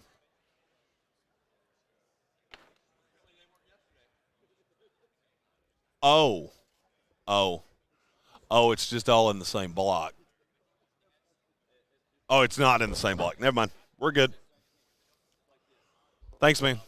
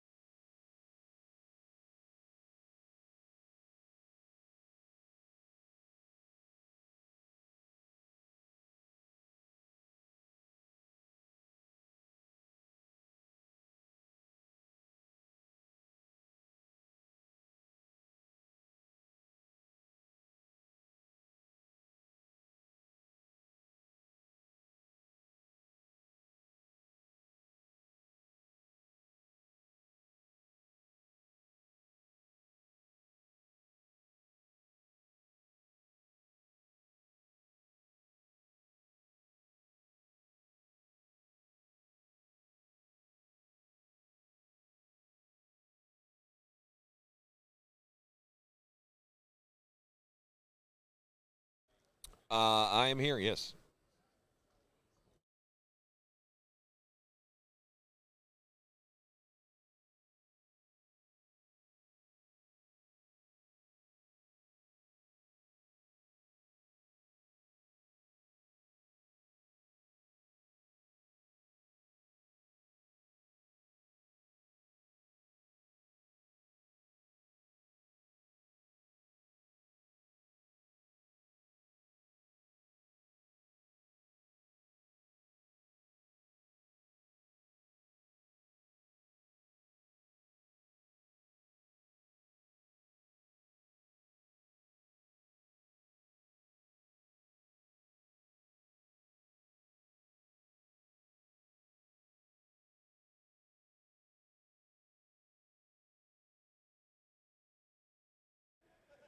Welcome back into the Sportsocracy. It is ESPN Asheville, 92.9 FM, 880 AM, 1400. We are live from Radio Row in Indianapolis, Indiana, 2024 NFL Combine.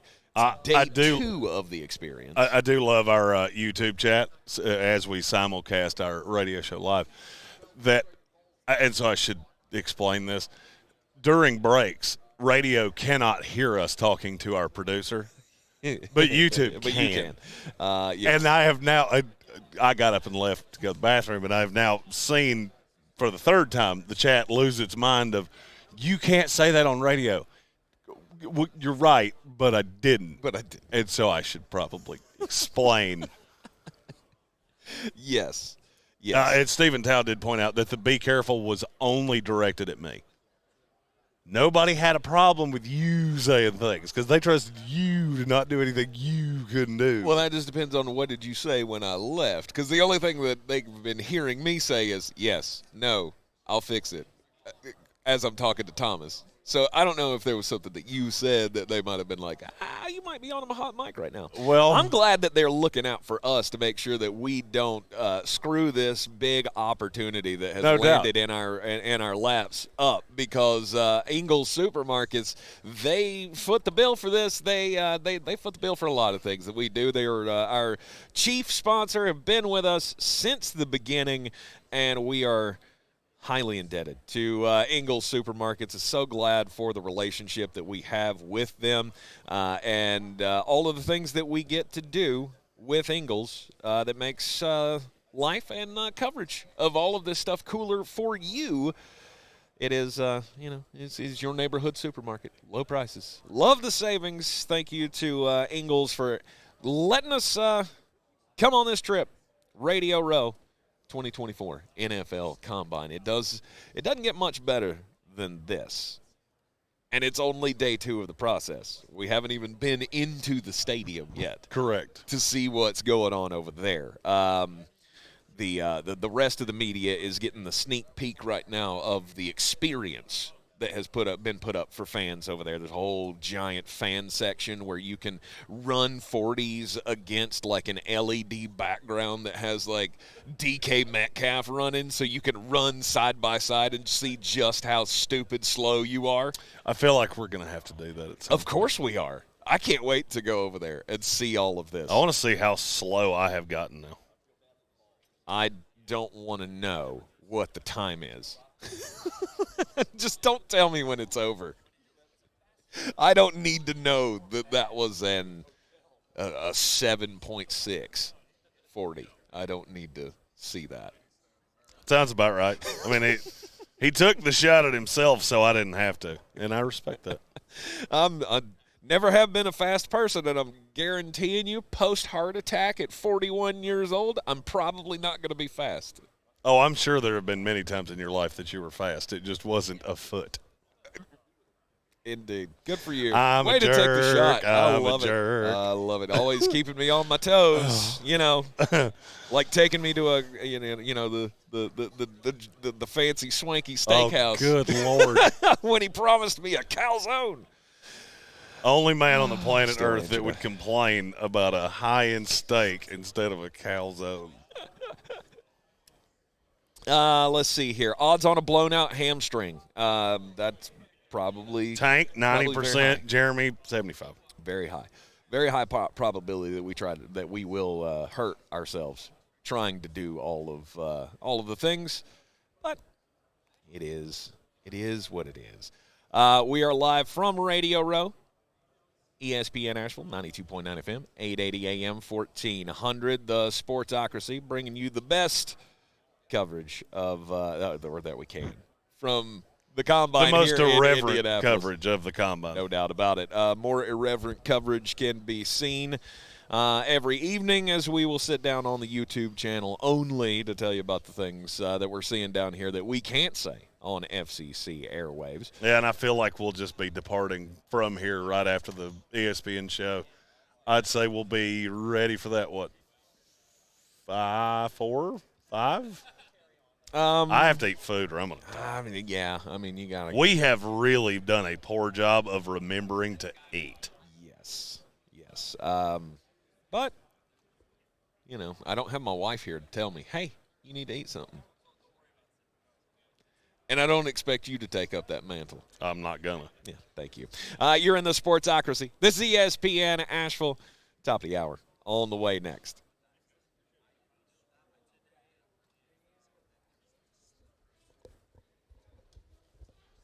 Thanks, sir.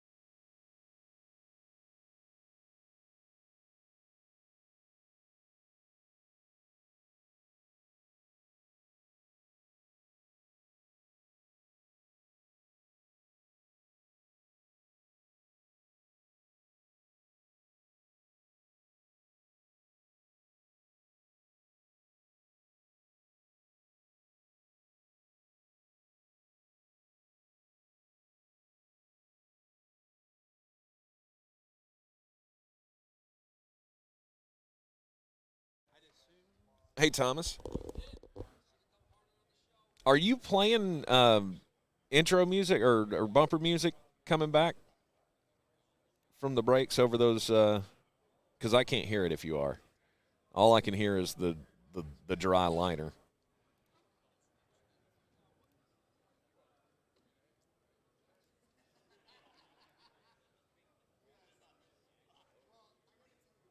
ST bed on the button bar, number 2, is on a rotator.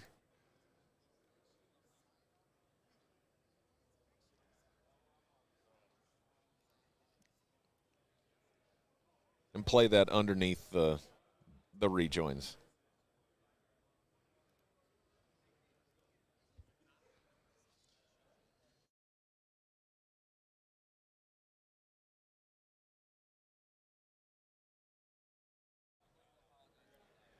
And we are back on ESPN Asheville, 92.9 FM, 880 AM, 1400. The Sportsocracy heard everywhere on the iHeart Radio app. Take us with you everywhere you go. And we are coming to you live from the 2024 NFL Combine, Indianapolis, Indiana. We are in the Indianapolis Convention Center. Lucas Oil Stadium, the site of all of the underwear Olympics. Workouts get going tomorrow. Friday, Saturday, Sunday. Position groups on Saturday are the ones that that's the prime time. That's the quarterbacks, wide receivers, running backs, the defensive players over the next 2 days, and then they save the hog mollies for last. So in case you need to get out of town, which we will.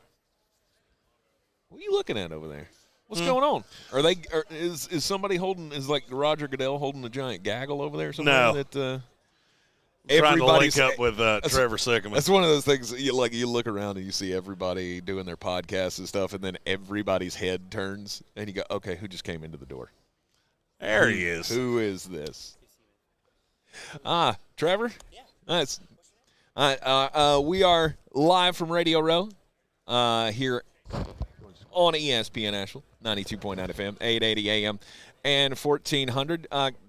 Steal that chair right there. I think they stole ours, so us stealing them back, I'm not averse to that in any way. That's what's one of the things when you're tiny little radio guys from Western North Carolina. You won't be able to hear me out of that. Okay. Just get me on the mic here, and we should be good. Trevor Sycamore joining us here in the Sportsocracy. Let me get your mic all tuned in here. Has it been a long? You're looking at that mic like you hate it. No. I don't hate it. I was reading. I always appreciate a good mic flag. And so, okay. I was appreciating the detail of a good mic flag. There you go. I come from. I went to the University of Florida, and so coming up through the journalism program, I was always so proud that WRUF or whatever was on the mic flag. So I don't know. I always have an appreciation for a good mic flag. Okay, so that's all right. all it is. Yeah, the mic flag game is strong. Yes, it is. It is. For It is. ESPN Asheville. Yeah, Trevor and I were trying to link up because I don't think I've ever looked the same. Like every time we've met each other, I've looked wildly different. You look a lot closer to the first time I saw you with the hat backwards and the iconic beard and so we've got that look going on here. So it was when he told me table 32, I was like, there's Jeremy. Okay, there he is. We got it. There's the Brawny Man's little brother. All right, so Trevor, for people who may not know who you are, maybe the name sounds familiar. If you are a draft nerd, you probably know the name Trevor Sikkema, NFL draft analyst from PFF. How did your nerddom lead you here? Because I make fun of him because he's our draft nerd. No, that's actually a great way to ask that question. So the NFL draft has always been part of the game of football that has been the most alluring to me. If you take a look at me right now, I'm about as big as I've ever been in my life. So back in high school, you can imagine I was way too small to play football despite really wanting to play. My mom said that I got ripped in half. Yep. She was correct.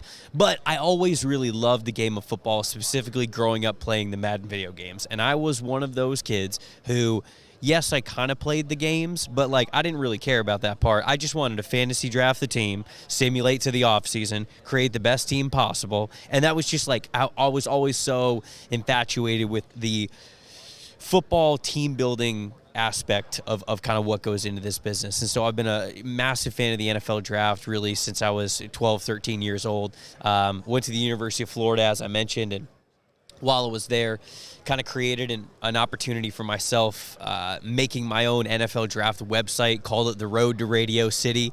I was able to publish, some of my scouting thoughts and my rankings and things like that. And that has led me to a lot of really cool places in this business full time. It's allowed me to meet a lot of really great people, work with a lot of really great people, and fortunate enough now to get to work with Pro Football Focus in an NFL draft capacity. So it all started playing those early Madden video games, and now I'm here at the Combine getting to do stuff like this, which is a dream come true for sure. Well, you come from a great place. You can follow Trevor on social media on the X. At Tampa Don't call Bay it Trey. that. Don't pander to that. It's Twitter. Don't give in. Call it Twitter. It's Twitter. Don't give in. It is Twitter.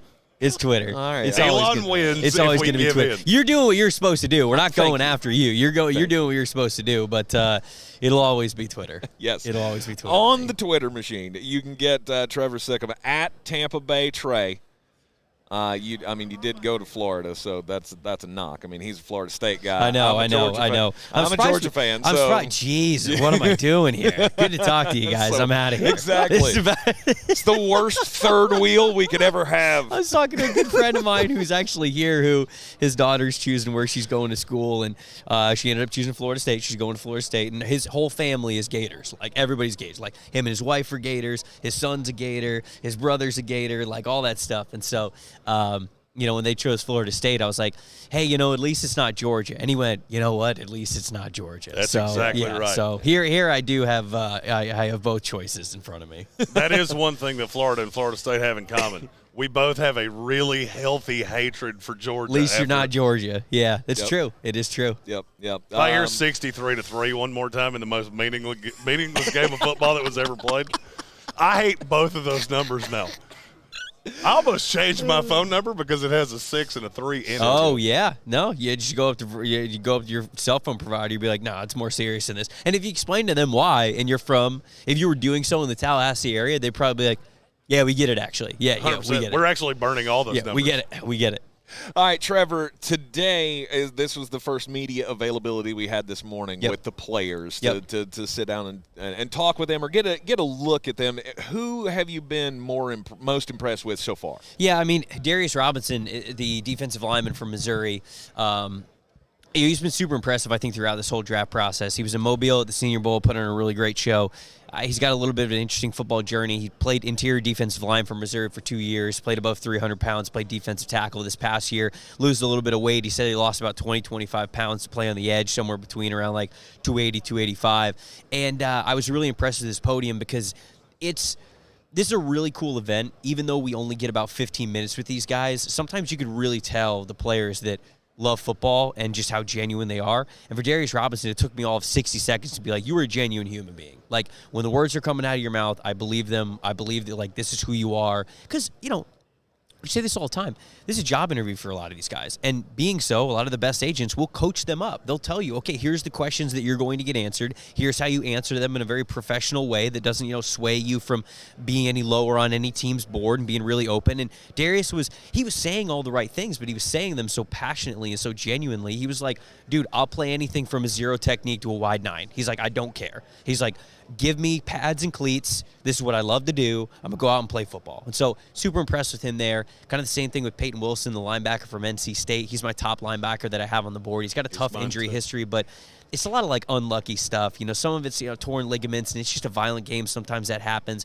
He had a shoulder separated injury that took a little bit of time to heal, but it seems like it's nothing that's like chronic, nothing that's going to deal with him, and instead it's just kind of like, man, he was unlucky for a couple of years, and instead, really good football player. And again, you got to just hear him talk, and he just wants to be a pro. He said the second that he gets into the NFL, he's like, I'm going to find the most seasoned vet on the team, and I'm going to model everything that I do around that person. And just like how they go about their business, how they take care of their body, their diet, their sleep, they prioritize certain things. He's like, that's what I want to be, because I want to be one of the best players in this business. So those are two dudes, and those are things that you always kind of take away from these podium sessions that, like I said, aren't very long. You don't get a lot of time with these guys, but it is that people part of the process that means a lot, and is a lot of times the difference between the guys that make it and the guys that don't in this league. Yeah, being in North Carolina, and our boss is an NC State alum. And so, obviously, when I walked in and saw Peyton Wilson, like, I got to go over there, I got to take his picture, I got to send it to Brian because his guy's up there. But listening to him talk, I said this in the first hour of the show, listening to him say that he is going to come in here and he is going to set this combine process on fire, that he's going to set every possible record that he can and doing all the drills. To me, that tells me that he has the passion and the drive, and the next thing is next. Yes. Kind of attitude. Yeah, 100%. And you want that from, like, a tone-setting position, right? It's a position that demands so much physicality. You're the one who's making a lot of the communications in the middle of that defense, and, like, you've got to take a lot of pride and have a lot of confidence in what you do, and I just don't think that any of those things are going to be in question when you talk about Peyton Wilson coming in, even maybe as a young guy. And, yeah, look, I watched a handful of the top linebackers in this class, Junior Colson, Jeremiah Trotter Jr., guys like that, who I think are good football players. But then I popped on Peyton Wilson's tape, and I was like, okay, if this guy's fully healthy, I'd take him in the first round. Like, I would. I gave him a back end of the first round, early second round grade on film when I watched him, and it's just he's got this. I mean, he's a little bit slender, he's a little bit skinny, but I think he'll put on more weight as he is in the NFL level, and then as long as he stays healthy, man, I think he's going to be a damn good football player. All right, so you got to let me nerd out for a minute. Go ahead. I don't usually ask questions because I'm not the radio guy, the interviewer. You got the headset on, so you are here. It's true. I told you. I told you. Yeah. So one of my – I won't say it's the greatest thing I ever said, but it has lived and aged pretty well. Amon-Ra St. Brown. Yeah. The year he came out, I had him at 8 overall. Wow. I could not figure out why people weren't seeing it on him. Hell yeah. I still don't understand how people didn't see it on him. I swear to you, I think he was a step away from taking out a restraining order on me because I was like, dude, I'll be your agent. I don't care. I'll work for $8. Who is your greatest call like that? The guy that you saw it. For some reason, other people didn't. I followed you for a long time, so I have a couple. I think you have one this year that people aren't seeing, and I agree with you on. Damn, who is my greatest pull? That's a good question. It's so funny. Like, I spend so much time scouting a lot of these guys that when it comes to, like, that revisionist stuff, obviously we keep tabs on, like, what worked, what didn't. And I can honestly tell you a lot of the guys that I missed on. I can tell you the guys I missed on more than I think the guys that I was a lot higher on. But man, all right, don't Justin Jefferson. You were high or you were low on? I wasn't as high on him. Because I thought him and Chase cancel each other out, and I loved Chase. Oh. And I thought, okay, so he's this good as the two with Jamar Chase. Yeah. Well, yeah, actually, no, they're just that. They're both that Yeah, good. they're both generational. I don't think. Okay, so this isn't like I would say like my greatest scouting hit, but I'll go recently. I'm just thinking of like some recent classes. I was really high, and I was pretty early in on Drake London. You know, like a lot of people looked at Drake London, and they were like, okay, he's bigger, he's taller, he's not that athletic. And I was like, no, like I absolutely think this dude could be a monster in the league. And I'll say this too, I was pretty high on George Pickens basically throughout the entire process the year before, and he was another person that I watched. I was like, what are we missing here? Like, outside of maybe the fact that, you know, he's a little bit emotional when he plays, like he sometimes kind of like loses cool a little bit, like everything else is there for him, and he was able to step on the field pretty easily and play really, really well. I'll tell you, the player that I think that I actually nailed the most, but injuries unfortunately took his talents off the field way sooner than it should. Jason Verrett, the corner from TCU. Like, I remember watching Jason Verrett, I was like, this guy's an all-pro corner. And when he was actually healthy at the NFL level, I mean, he was a monster. He was elite at TCU. I thought he was going to be fantastic when he got in the league. And unfortunately, he's just been really, really banged up, and that's been a major bummer. But he is one of my favorite prospects that I look back on, and I'm like, man, I wish we would have had better injury luck with him, because I think he could have been special. I liked him too. I want to go back and forth on a couple prospects. Yeah, let's do it. You and I agree on a lot of stuff. Okay. There are a couple guys that we disagree on pretty vehemently. Let's hear it. Kenyon Mitchell and you and I are in lockstep. Why do you have Nate Wiggins ahead of him? Why do I have what? Nate Wiggins ahead of him. Now, Oh. I saw Nate in person a couple times. Yeah. And both games that I saw, he was not good. Yeah. Oh, he was not good? And so I may be getting swayed So there. Quinyon is, first of all, Quinyon's absolutely in that conversation. Like, I agree. think they're both like that tier one corner. If Quinyon's CB1 off the board, I'm not going to be shocked in April. How high is too high for him? I just got absolutely raked over hot coals by a team in the NFL because I gave him Kenyon Mitchell in the mock draft, and they were all like, oh, it's too high. No, it's not. It's not Where'd too you high. have him? 8 to the Falcons. That's not too high. I agree. No. I agree. No. That's somebody who's telling you that who like wants him to fall. Like I guess. Yeah. It seemed like every comment on our social medias was from Falcons fans, and I'm like, this is exactly what you should want. Because here's the thing with Quinyon Mitchell. The only real question mark you have about him is he doesn't play press. Right. You look at this past year, he played 473 coverage snaps. 20 of them came in press coverage. Mm-hmm. Okay? There's just not a lot of corners that make it in the NFL that don't have that kind of press coverage experience. But he went to the Senior Bowl, and they basically put him in press coverage the whole time he was there, and he just locked down literally everybody. So he's already got a great track background. You're going to see that here in the Combine. He's going to absolutely put up bonkers numbers. I'm glad he said that because I forgot to earlier. He had the most forced incompletions of any cornerback in college football over the last 2 years, and he had back-to-back elite coverage grades in our system, which is really, really difficult to do.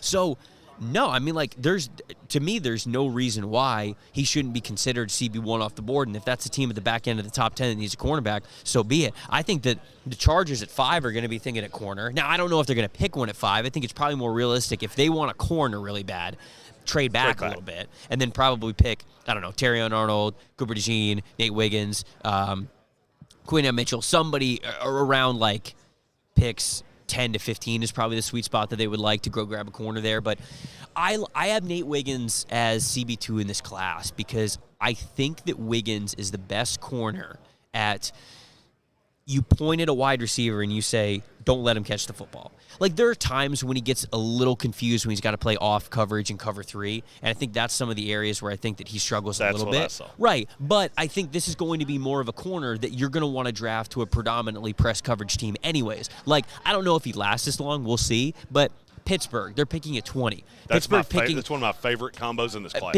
Nate Wiggins going to Pittsburgh is perfect because you were able to get JPJ last year, Joey Porter Jr., and he's better at press coverage. He's got those long arms. You're going to want him towards the line of scrimmage to be more physical anyways. So if you have two corners on each side that you can play press coverage, that gives you the flexibility to be incredibly aggressive. So to me, the reason why I do like Wiggins as CB2 enough in this class is because of that, is because if you got to point at a receiver, any receiver in the NFL, and you just say, don't let him catch the football, I think Wiggins honestly might be the best in this class at doing that. So that's why I ended up having him over Mitchell. Okay. J.C. Latham. Yeah? You don't like him? At all. Oh, come on. At all. all right, what don't we like about him? So I will admit, you're way deeper in this than I am. But there are times that I find myself seeing guys on tape, and when I watch them, I can't stop seeing somebody else, and it gets stuck in my head. And with him, I keep seeing Evan Neal because of the size. Oh, sure. But then I'm thinking, all right, so your fail-safe is because I don't think he can ever play on the left. And it's not that I have a vehement problem with taking a guy in the top 10 or top 15 or top 20 or wherever he goes that can only play on the right.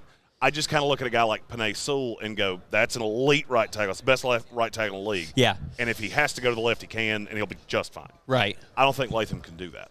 And even his floor for me, I look at him at guard, and I immediately see Jonathan Cooper, who was in the first class I covered at Carolina. Yeah. Of your weight's going to kill you, and you're never going to be. So I do think, like, to your point, like, weight is a big deal for Latham. What he weighs in here at the combine is going to be a big deal because he is a supersized tackle. You know, they got him listed at 360, and I don't think he needs to be 360. Like, I don't either. I think he could very comfortably play like 340, like 335. Like, that might be a really good weight for you. So, man, I think that even for his size, like where he's at 360, one, he's obviously at that size a mauler in the run game. I think he's very strong. I think if you go back to that Michigan game specifically, I think a lot of people get on him for that last play of the game where he got bull rushed a little bit. And it's not his fault. And it was sort of his fault, but if you will slow down that play, I don't know why he does this. I guess he thought that Michigan might have been like stunting, like doing a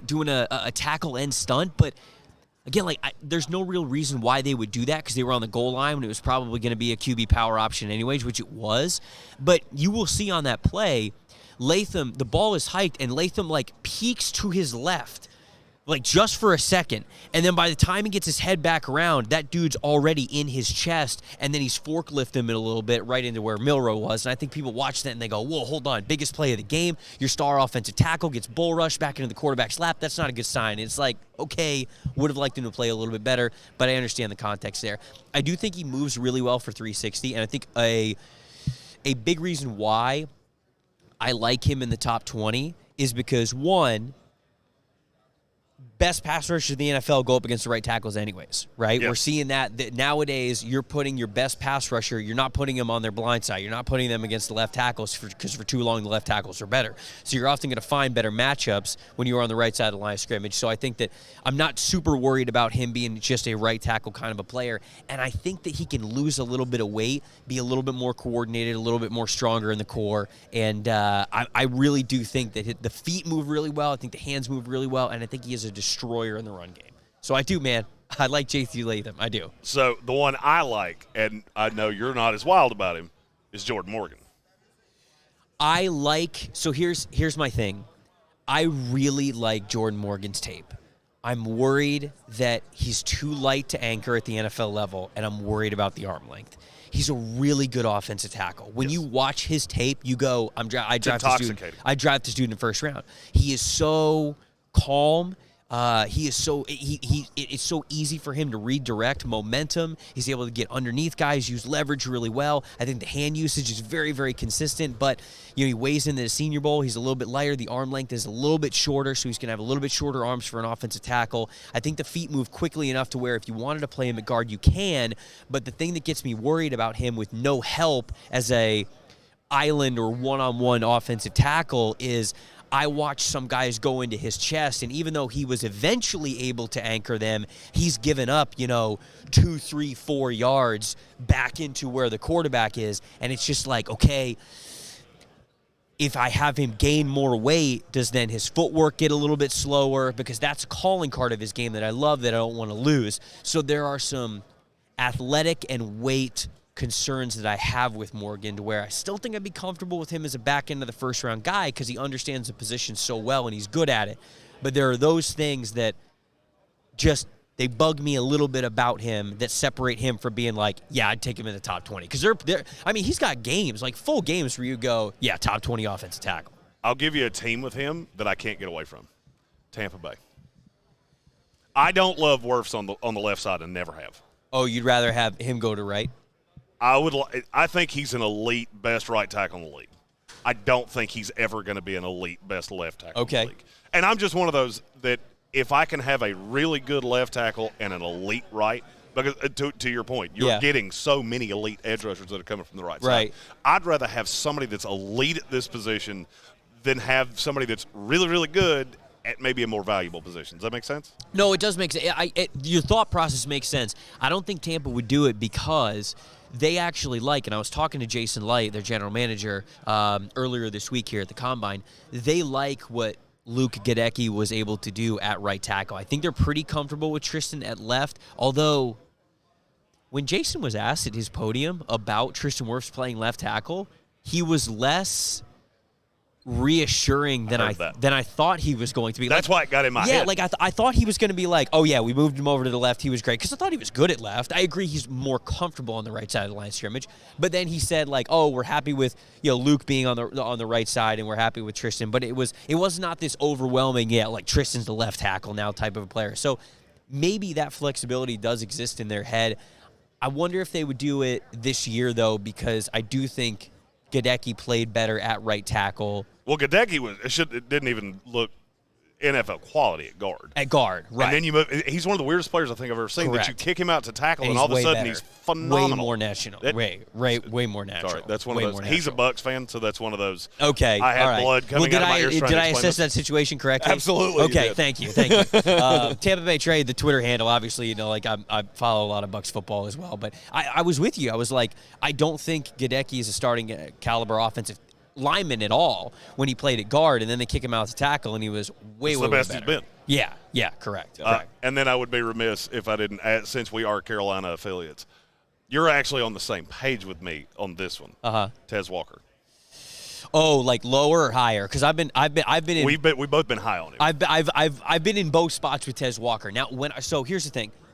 The Senior Bowl was not great. That was a bad week. Bad. But all right, okay, we'll get into it. Well, what does it matter? So here you go.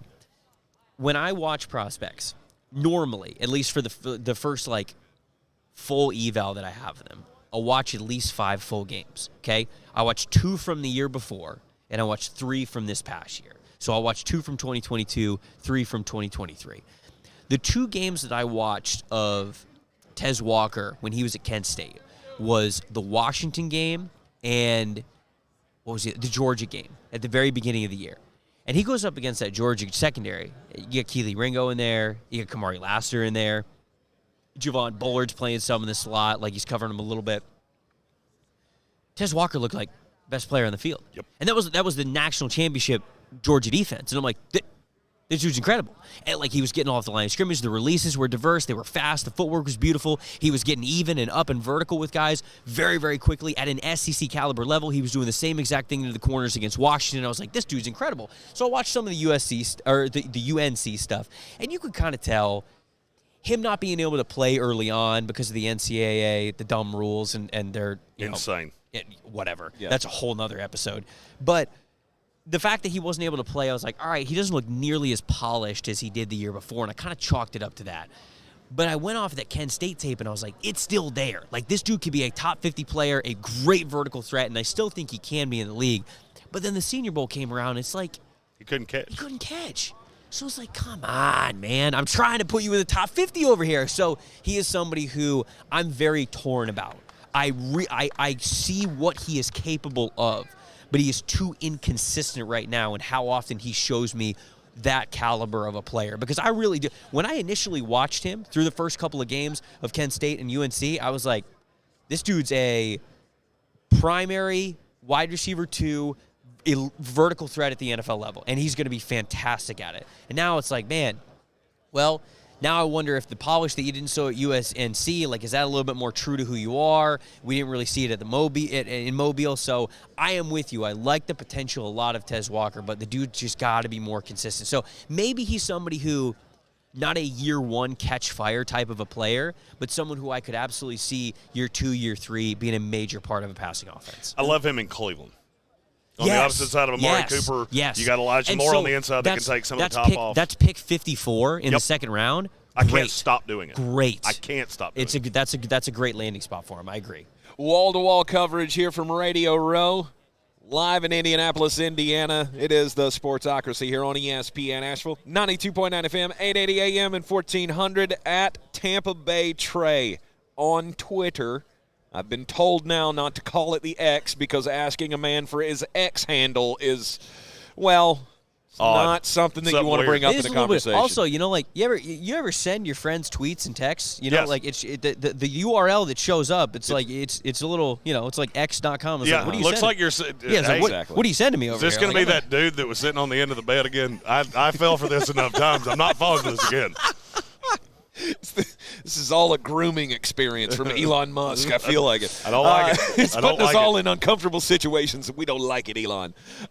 We're sitting with Trevor Sikkema. He is NFL draft analyst with PFF. Great to see you, Trevor. We appreciate it. We got to take a break here on ESPN Asheville, 92.9 FM, 880 AM, and 1400 live from Radio Row in Indianapolis. Thanks to Ingles Markets. We'll be right back.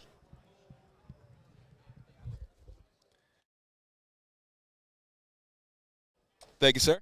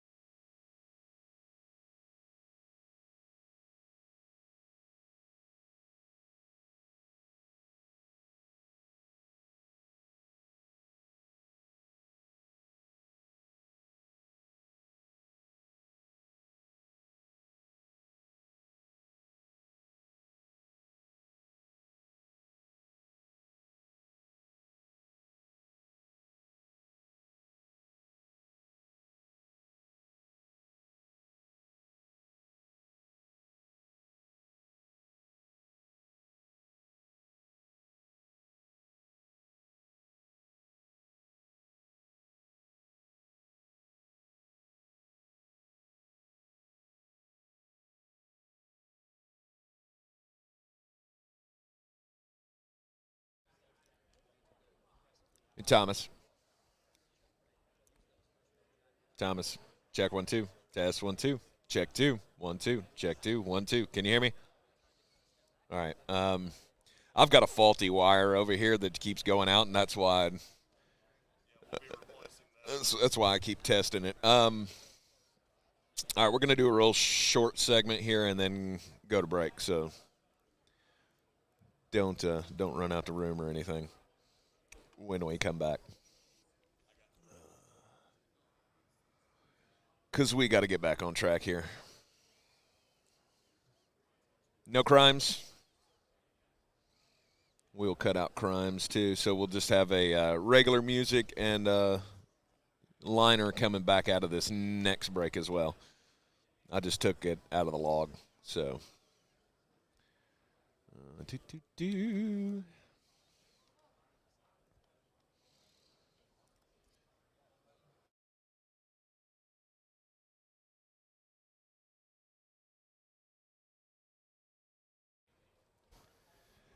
We are. And we.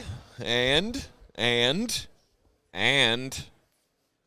There's only but one button. And we're back live. There's only but one button on that here board that just hit that button. The cord doesn't work. That's the problem. See, this is another great time for me to say, video guy.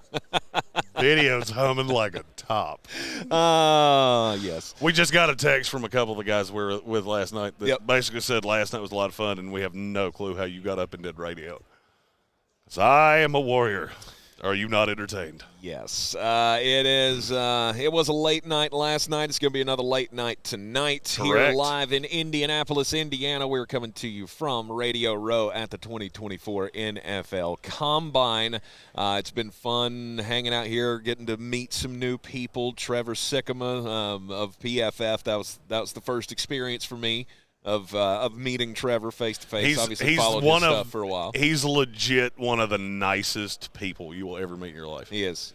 We talk a good bit when we got accepted for I have to tell this story, and I told him I was going to tell this story.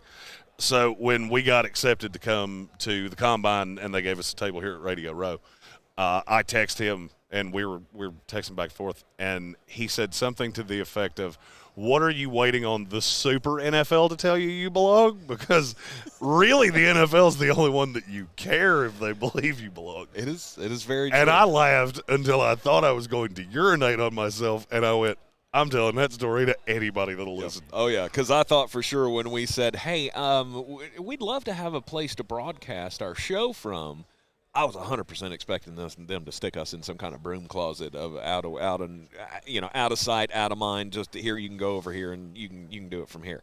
More than I ever expected. End up on Radio Row with everyone else, but here we are, and we are live thanks to Ingles Supermarkets. Low prices, love the savings. The Ingles SoCon Basketball Championships are coming up March 8th through the 11th at the Harris Cherokee Center, Asheville, and we're gonna take a quick break, another break here in just a second, since we ran so long with Trevor. But while we're in the break, I'll give you an opportunity to give us a call in the studio. And you know what? I very rarely ever give out the phone number that, off the top of my head, I can't really think of what it is right now. So, Thomas, there is a sticky note right there with the phone number on it. If you could tell me what that number is, I will gladly give the cue to call to get free SoCon tickets. For me, it's a lot more fun if you can have two sets of SoCon tickets if you guess the phone number. The phone number. Yeah, if you guess it right, we will give you two sets of tickets.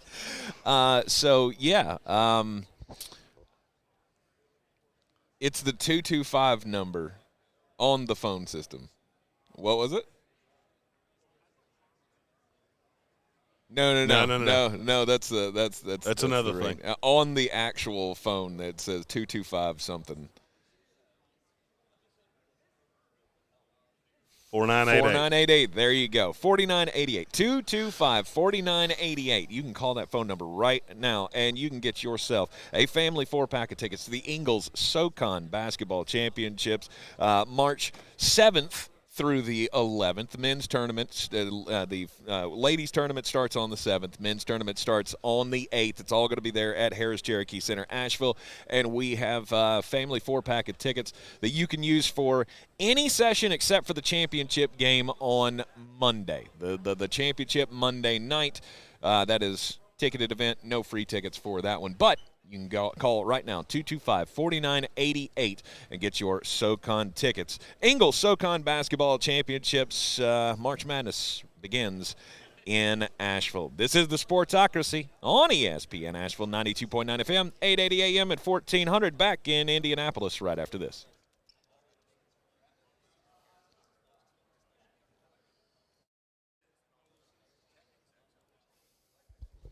Well, that was new.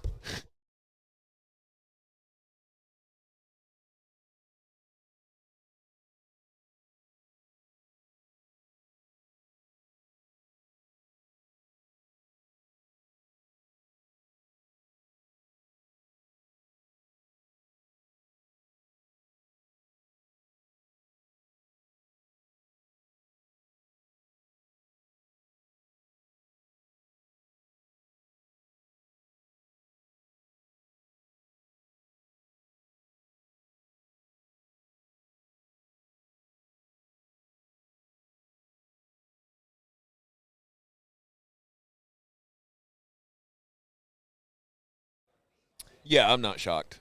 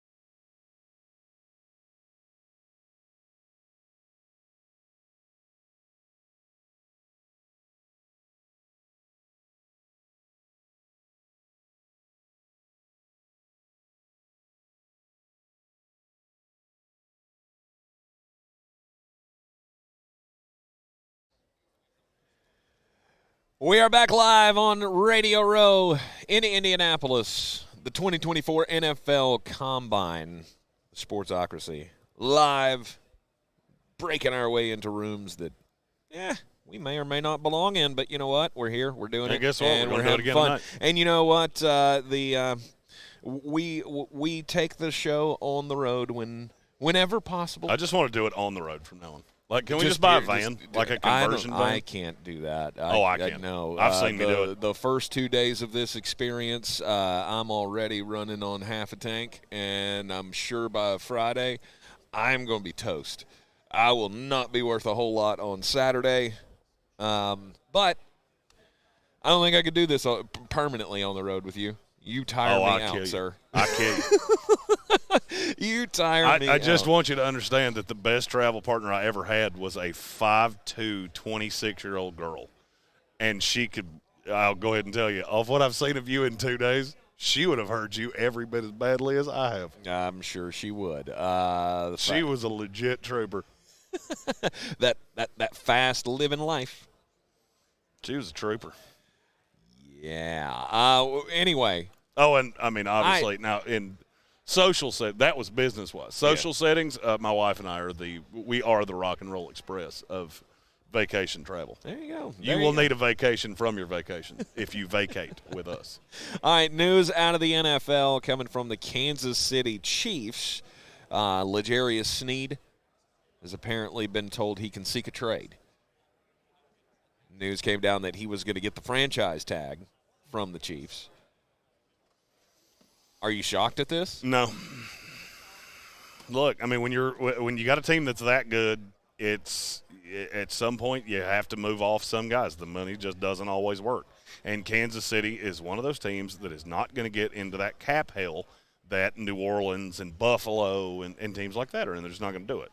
That's the way Brett Veach works. Well, I mean, we can all look at the Kansas City Chiefs and go, that's not – I don't really know that that's the right way to do things. What do you mean it's not the right way to do it? I'm just saying we give them the benefit of the doubt, right? Because they're the Kansas City Chiefs, a well-run organization. I'm curtailing this into the NFL Players Union report that came out today, where it ranks the Kansas City Chiefs, the two-time defending Super Bowl champion Kansas City Chiefs, as the 31st worst franchise in the NFL. The second annual report card came out from the NFLPA. It's insane. Well, we used it last year to make fun of the Arizona Cardinals because they were so cheap that you had like motorboats in the locker room running your jet spas and things like that. Like they were the joke of the league last year because the player thoughts and what they were saying about having to pay for meals in the facility and things like that. It's just not how an NFL or you would imagine an NFL franchise is run. Nobody questioned that because we've been hearing about the cheapness of the Bidwells for years. We've been hearing about the bad run organization and the problems that they've had for years in there. Now you have the Kansas City Chiefs. The players are knocking them because of a lack of investment in the facilities. This is not just the front office because Andy Reid was actually voted the best head coach in the NFL by the Players Union. It was heavily weighted into the final grade, but the rest of it was so bad that it brought them all the way down to 31st. They finished just ahead of the Washington Commanders. That's insane to me. It is crazy. It's insane to me. Soaring Eagle asked us about this in a super chat, and I was just digging into the report cards of, what in the report was there that I'm shocked by? Is there anything that really caught your eye? About the Chiefs? No, just in general. Oh, not necessarily. The Carolina Panthers. Okay. How are they this high with an owner that is allegedly the biggest lunatic on the planet? Treatment of families, they're second best in the league. Nutrition, okay. Maybe we don't nutrite good quite nicely. Nutrite? Nutrate. Is it I'm not real sure, but I'm interested to see how long you're going to dance around that to find the right one.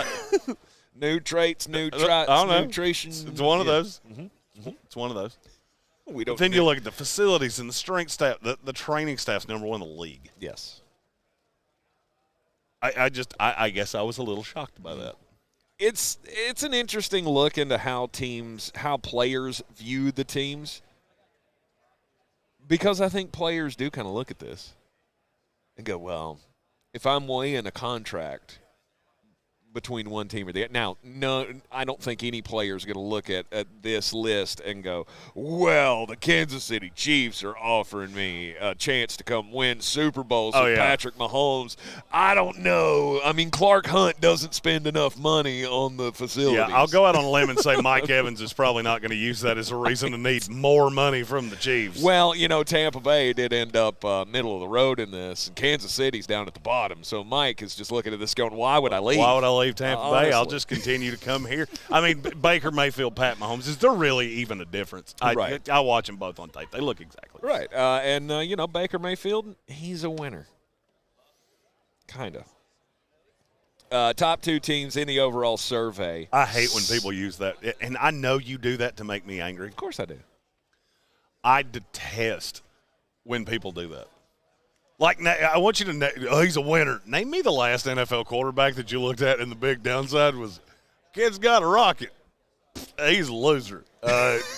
He only won 4 games in 3 years in college. Craziest thing I ever seen. We'll take him in the first round. There can be great quarterbacks on bad teams, I guess. It don't happen very often. It does not happen very often. You are correct. But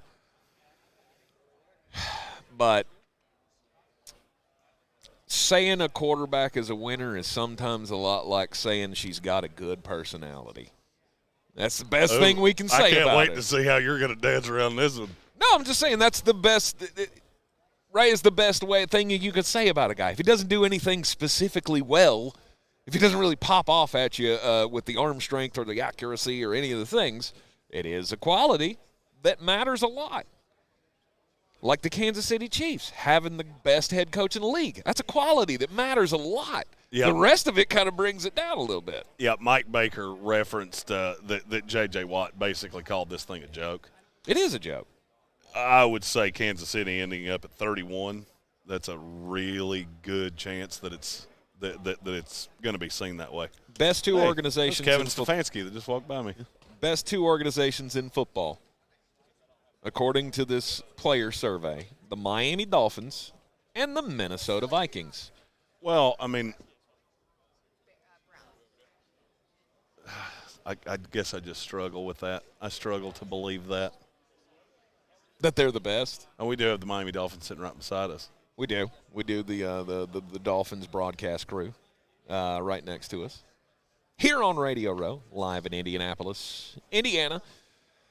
I think it's I guess it's fun for the players to weigh in. It's a good thing for the PA to use to say, look, one of the things that our players value most is putting resources into the facilities, taking care of them as people. And that's really what this is.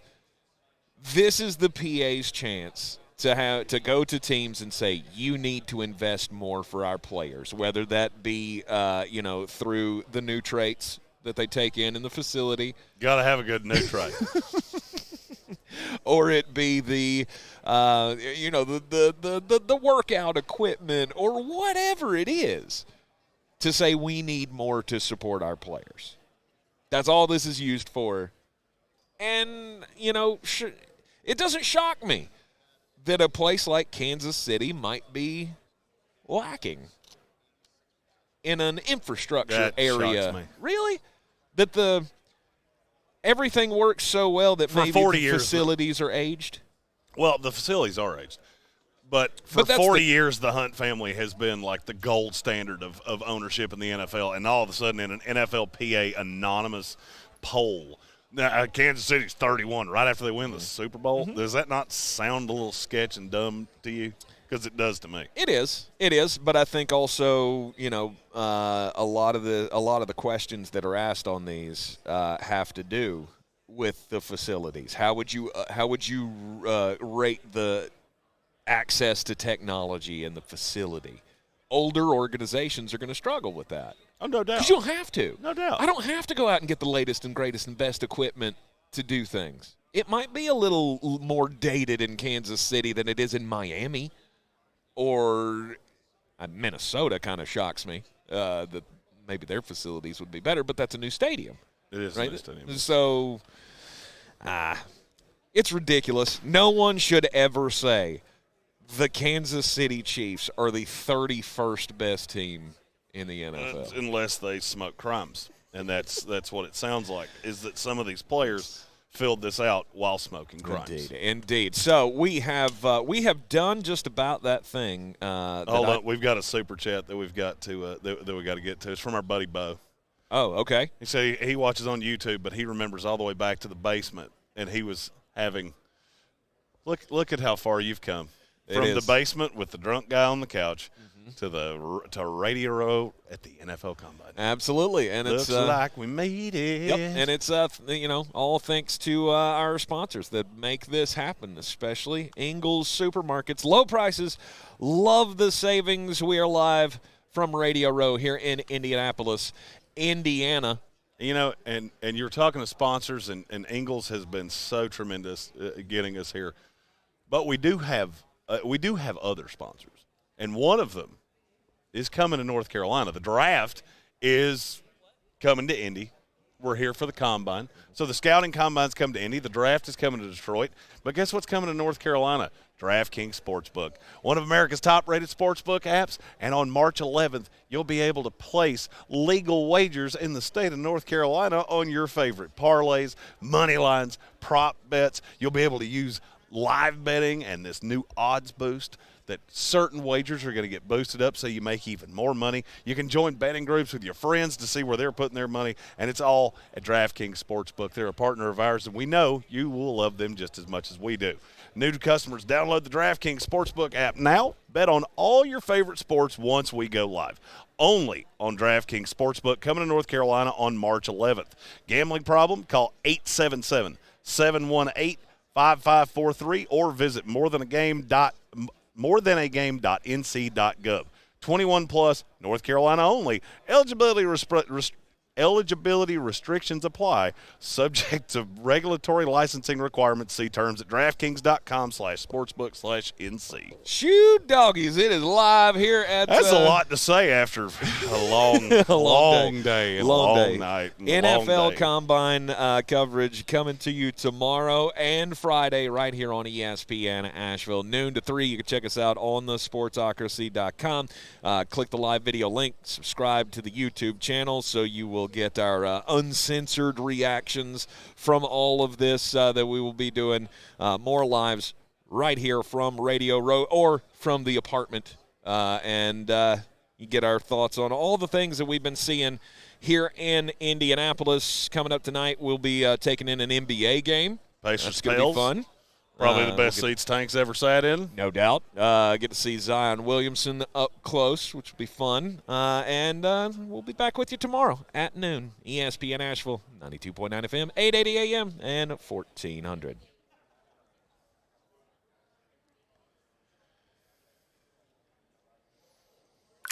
Thanks, sir.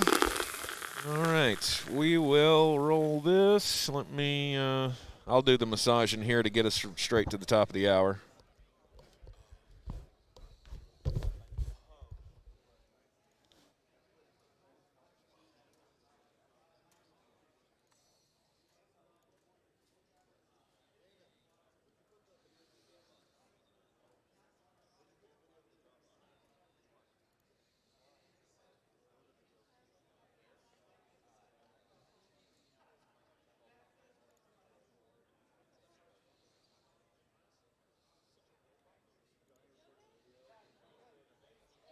All right, did you